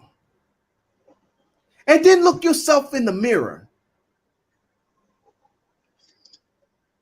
and just ask yourself, did I really just say that? Did I really just say it? Do I stand by this? Did I really come off like a coon? Right. Did I really just validate all of the bigoted side of Cowboy Nation and gave them validation on how they feel, what they're thinking, all the things that they want to say, but they can't, but I said it for them? It's not all about football. Because at the end of the day, no matter if you're a Dallas Cowboy, a Pittsburgh Steeler, a Arizona Cardinal, to a Tampa Bay Buccaneers, when the world is literally burning before our eyes, and you go out there and you get burned, they could care less if you're a freaking quarterback of the Dallas Cowboys. They could care fucking less if you're the running back for the Tampa Bay Buccaneers. They're going to remind you that you just a high-priced uppity nigga. And I'm sorry to come across like that, but I got to speak truth to power. They're going to remind you that you a nigga. One. And then when the media gets a hold of it, like the TMZs of the world, they're going to push that narrative of you being an overpriced, uppity nigga. Tell me I'm wrong. Look at all the players that they did that to. They did that to Zeke. They did that to Johnny Manziel, even though Johnny Manziel put it on himself. But that's an example, and that's a white player. Look at all the players that are black that when they get into any trouble, get pulled, not even just any, I'm not going to say any trouble, but get pulled over or a misunderstanding. There's that one police officer that can go back and tell his boys in the good old boys club, man, you won't believe who I arrested. You won't believe who I booked for a DUI. You wouldn't believe who I got. Hey, Clay. And no, Clay. yeah. Clay. Clay. Come on. Mm-hmm. Hey, sitting there. You never guess what month got uncalled. Mm-hmm. And who knows? They could be the ones that's also slipping more information to the freaking TMZ, because you know TMZ be playing the police officers on the side too to give them more additional information. How do you think those videos mysteriously gets to them and they show it on their freaking platforms of incriminating them? Players that kids look up to. Look what they did to AB, even though some of that was self-inflicting, but look how they did it. Look what they did to AB. They took that and they ran with it. Law, you gave them validation. All of that. You gave them validation. You damn right it's about damn race. I know I said it like about 5 times, but I wanted to hit it home so much that it sticks in your mental, like you always say on your show. Let that stick on your mental. You validated that. And you should be ashamed. Should be ashamed. It's been a while when I may have, did a show like this. But this one, I'm doing it out of brother to brother. This is me not getting at you. There's no animosity toward you, but I am disheartened and angry. Because I watch your content forever. Is this going to make me unsubscribe to your content? No. Because I want somebody to share this video to you. Because I know you don't want to go back and forth, but guess what? I'm willing to go back and forth with you because I'm passionate about this. I invite you to come on the show, or we can have a simulcast show with me and my panel so we can talk about this. Because this is something that needs to be addressed. This is something that should be talked about. This is not something that you should just say and just forget about it. Now it's your problem. No, it's everybody's problem now, including yours. You open Pandora's box. You can't close it. I am extending that offer. I am extending this opportunity for us to talk about it. For us to get down to the bottom of the things that you say and the things that we say on this show too as well. Mm-hmm. We cannot let something like this get away and not address it. No. We don't do this on this show. And I'm not going to start now. And this is me being a fan of your content. Yeah. Like, I expect people, when they see my show and they don't agree with me, I expect them to come with the facts and the truth. And if the truth and the facts balance out and they found out to be wrong, I come up on here and I be like, I'm wrong. But if your truth and your point. Yeah, but if your truth and fact are just as crappy as dumb, guess what? I will stand on it. But I'm offering you, Law, to come on the panel.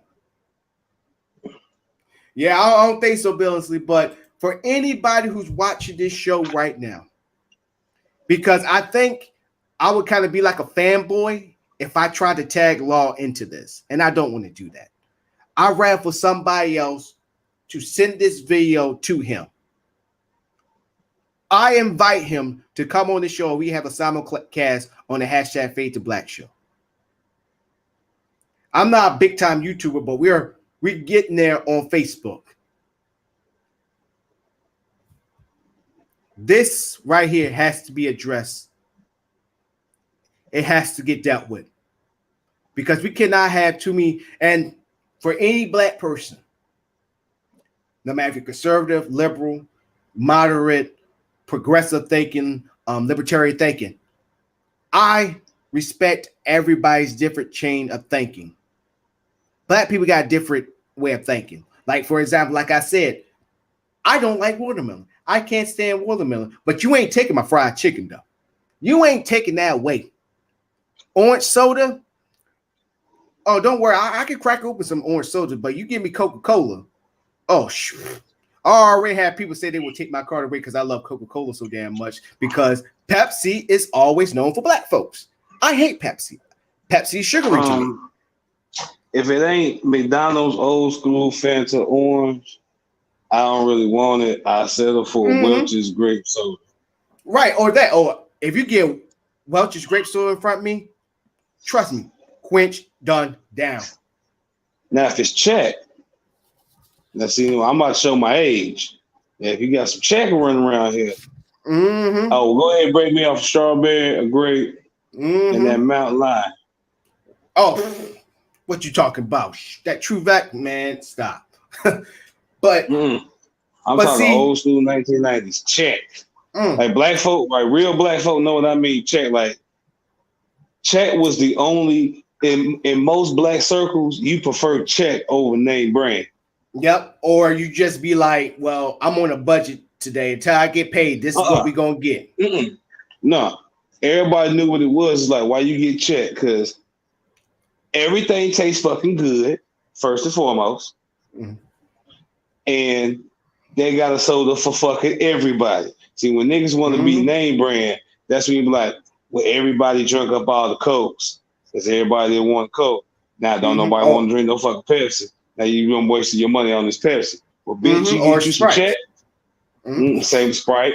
So get you some Czech. All of them gone. Look, you got great, all the fruity flavors for the kids. You got the root beer. You got the cream soda for your auntie, because you know She really be wanting to drink, but she gave her life to the Lord, so she drink root beer. Yeah, that's true.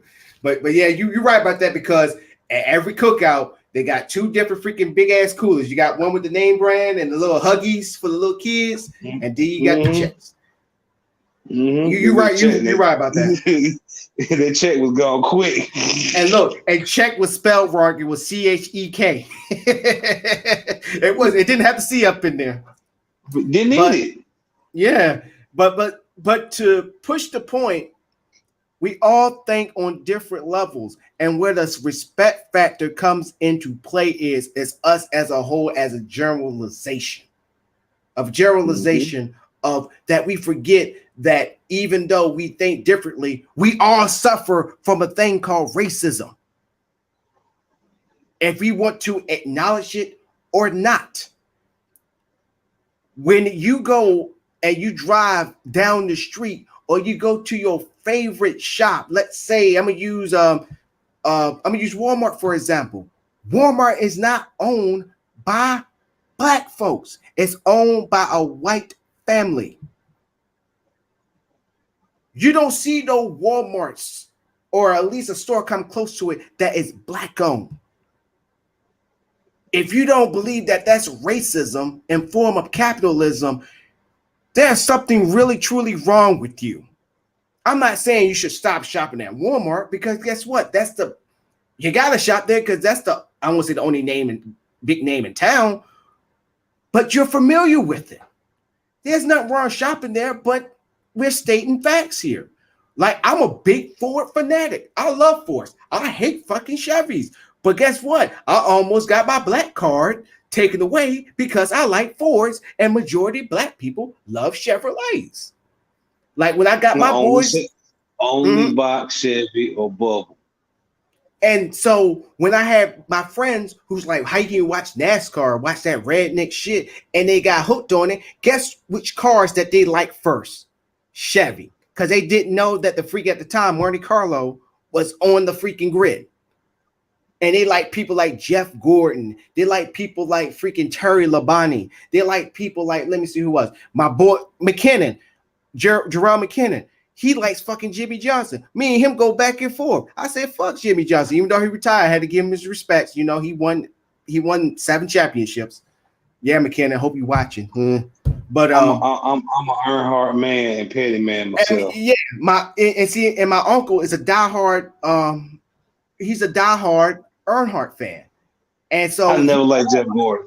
He just looks smug. I never liked Jeff Gordon either. First on race day, there you go, Bills. And see, I almost had my Black smug looking motherfucker. Like my dad, he always told me to hate Jeff Gordon. I always hate him. I don't like Tony Stewart, but it's funny. Tony Stewart is a Chevy man, but all his teams are driving Fords because he know that the business aspect of it, that there was a new personnel that was coming in that was like, look, we sick and tired of having Fords be in the middle of the field. We're going to give our teams more power, more torque, be more sufficient, more gas efficient, and we're going to win races. And guess what? That's exactly what Ford did. They did 2 years straight, even though Chevrolet got the most manufacturers championships, but nobody don't barely talk about manufacturer championships anymore. Ford have won 2 back-to-back already in the past 2 years. But with that being said, we can all have a different chains of thoughts, different values, and all that stuff. But we cannot ignore that racism is all around us. Sometimes I think the air we breathe is freaking racist sometimes, but I digress. But racism is all around us. And it doesn't always have to be a white person calling us the N-word or the police officers pulling us over. It could be as simple as you going into your, like I said, your local grocery store or a local establishment and knowing that it's white owned. And I'm not saying that the people that's running the store and even Walmart are racist. I'm not saying that. But they are helping the system of racism, aka capitalism. But then also we can't put so much of the blame on them because we support it too, because we need groceries. We need freaking my girlfriend just messaged me, sorry. That's so rude. We gonna need groceries. We gonna need to put gas up in the car. We gonna need to get maintenance on our cars. We need all these things for us to get by in our lives. So here's a solution. Because on this show, we just don't rant, we offer solutions. Here's a solution for you, and then we're gonna go in the show. Here's a solution. We do more than just talk about racism on the show. Start a business.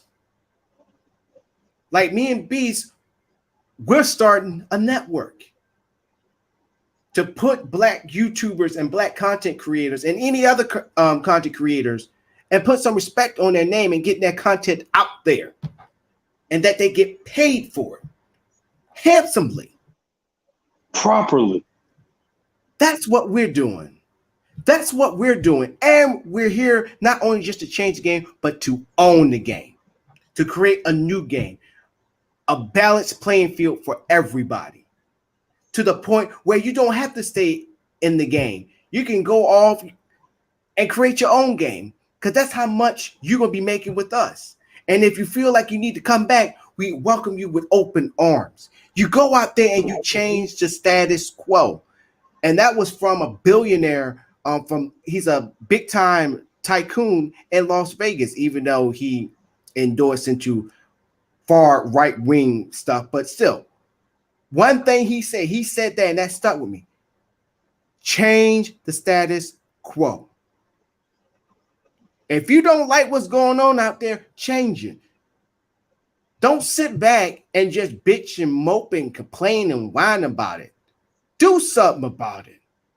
Create an organization that is creating systemic changes, not just having an organization where y'all just march and just sit there and say, glorifying, complaining, and all that stuff, and don't do anything, and don't put pen to paper of legislation that will change and putting people in positions to have your views and your freaking issues as the mainframe to the community to get it done. So create an organization that's actually doing something for the community and controlling the community. Or if you're sick and tired of going to that same auto parts place that's keep fucking up your car every time, create your own. Get a couple people that knows how to do the work, hire them, get your money together, and create your own business. That's one thing I do agree with capitalism. Create your own way. And encourage everybody else to do it. Be like, hey man, I heard that you want to start your business in music and all that stuff. How much you need? That's what we should be doing. That's what we should be doing. I don't care if you voted for freaking Trump, but if you sit there and say like, yo, Morris, I've been trying to start this, trying to get this dealership going on, I got all the cars, I got all the things lined up, but I need the money. Rather than just me just shooing them off because they're a Trump supporter, I should be like, how much you need? What else can I do to help you to make it happen? Let me see your plan. That's what we should be doing. Rather than sitting there pushing people off and be like, man, I'm worried about mine. I could care less about yours. And that's the biggest issue with our people. And that's the biggest issue that I've seen in this video. And with that, I'm done. Anything else you want to add on before we go to the final thought? Let me go ahead and message my girl real quick. Nah. Just we need to stop trolling, because when we do shit like this and troll for views, you just once again painting the picture that you yourself don't want to look at. You might want to switch up on the color scheme. Yeah. Yeah. So if anybody who follows Law Nation that's watching this show right now, because I'm gonna put this show on, I'm gonna have this show live all tomorrow, all through the day. excuse me, all through the day tomorrow to send this video to Law Nation and let him know that I'm not coming out of a place of bashing his name or making him look bad. This is me checking him, respectfully checking him, not only as a fan of his content, but as a brother too. Because this man has a family.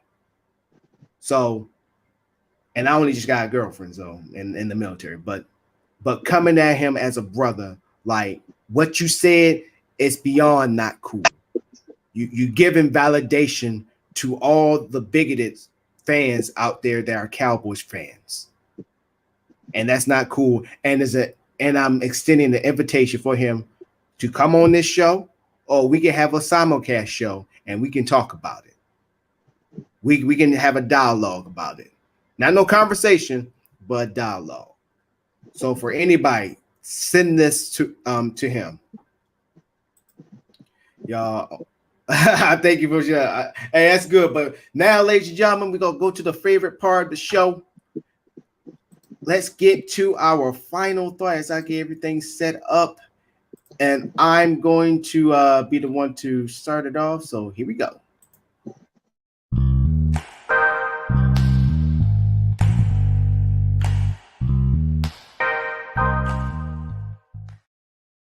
All right, ladies and gentlemen. First and foremost, I want to wish y'all early happy Thanksgiving. Please don't eat too much, y'all.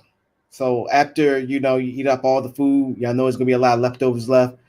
Also, be safe out there when it comes to Black Friday, because I'm probably gonna be doing Black Friday for the first time ever in a long time. Be careful out there. But just be thankful. Now I know that this holiday got a lot of controversies, that this was a feast with the Indians and the Pilgrims, even though the Pilgrims gave them their sickness and killed them, took their land on stuff. I get that. But minus that part. Think of the things you're thankful for. Could be thankful for a loving significant other. Other than just being alive, could we stop using that? Don't use that. We all know that you're blessed to be alive. Could we stop using that? It's bad enough that everybody's New Year resolution is, man, I just want to live to see another year. You stay there every damn year. So I'm telling you, right here and now, when you go over the things that you're thankful for, don't sit there and put, I'm just happy to be alive and happy to see another day. If you hear somebody say that, I don't give a damn, it's your mom. You should smack them upside their damn head. Like, really hard. Because you're going to wake up to the next day after this food coma. So shut up. I mean, when you say what you're thankful for, now, I will say this about the lie part.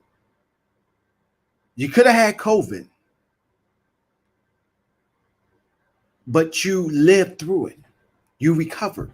That's something you should be thankful about. Or any disease that you had this year that you overcame.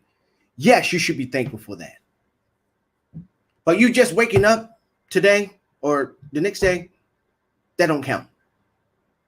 Be thankful for the things that really, truly mean something to you. Like what we was talking about, starting your own business. Be thankful that your business is still standing after these lockdowns, that is still making a profit, or just still standing up even though you're making less profits than you used to when everything was open. Be thankful for your kids, even though they could be bad as hell. Be thankful for that. Be thankful that you still got a job. Be thankful that you got friends, trustworthy friends, that you can sit down and enjoy yourself with, and you can just tell your deepest and darkest secret. Be thankful, like myself, I made donuts. that actually people love, as I'm about to try right now. Oh my goodness. And I put cinnamon up in there too, even though they need to be sweeter. But be thankful. Be thankful for something that gives your life meaning.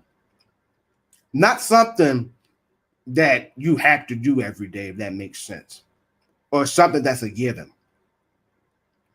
Be thankful for the things that you thought you was going to lose, but you still have. And I'm not talking about your life. I'm talking about what makes you you and what makes you happy. That's what you truly should be thankful for in these donuts.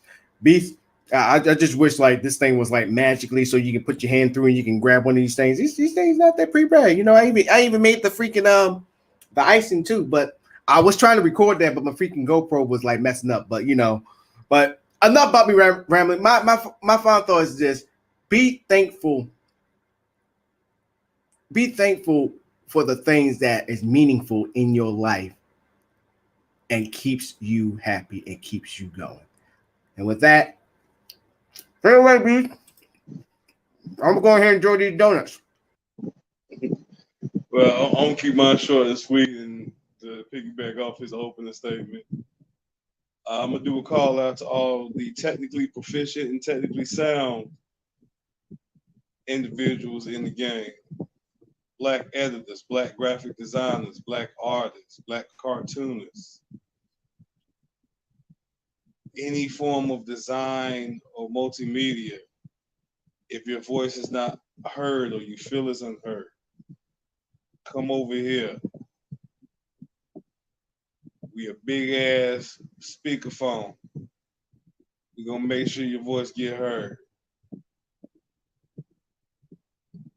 Aside from that, I want everybody to enjoy your time with what family you can spend time with. Make sure to connect with those that you can't physically connect with.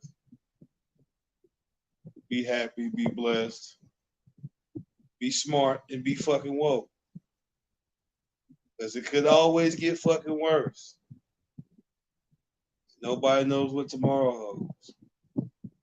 So let's appreciate what we do have and the positivities we do have in our lives. Yeah, have happy holidays. And that's my time. Thank you, Beast Johnson. But ladies and gentlemen, on behalf of everybody here, including the panelists that usually be on the show, we'd like to wish you a happy Thanksgiving. Be safe. Happy holidays. Hold your family close, including those relatives you just can't stand. You just want to stuff that turkey leg down their throat. Enjoy your Thanksgiving. As for us, we're going to be observing Thanksgiving, and we will not have a show on Friday. We will be back next week on Monday. As for Beast Johnson and me, your host, Donna Montimos, thank you for tuning in to another edition, to another storm of hashtag Fade to Black. We control the narrative. Y'all have a good one. Y'all here? Y'all have a good one. We outro. Catch y'all later. Bye-bye. Stay safe. And remember, there's still disease out there. So please, mask on. Mask on. I got on my mask. Wear a fucking mask. Fuck the conspiracies. There's a disease out here. People dying from it. I don't care if y'all think the numbers are screwed or not, or you think this is another flu. But guess what? If you get this, right? If you want all the lockdowns to end, put on a fucking mask. Don't sit there and say, well, the government should control me. I literally had to listen to a friend of mine literally was telling me that the government should not be intervening on people wearing the mask and all that stuff. If you want the government to save your damn life, yeah, but that's a different story. Put the fucking mask on, then you ain't got to worry about it. Right. Just put on the goddamn mask. It may not cure the disease, but guess what? It would knock it out half, and then stuff will start to gradually open until the vaccine is for sale for everybody. But on that, didn't want to go on a rant. Outro, put on the damn mask. Y'all have a good one. Bye. Peace.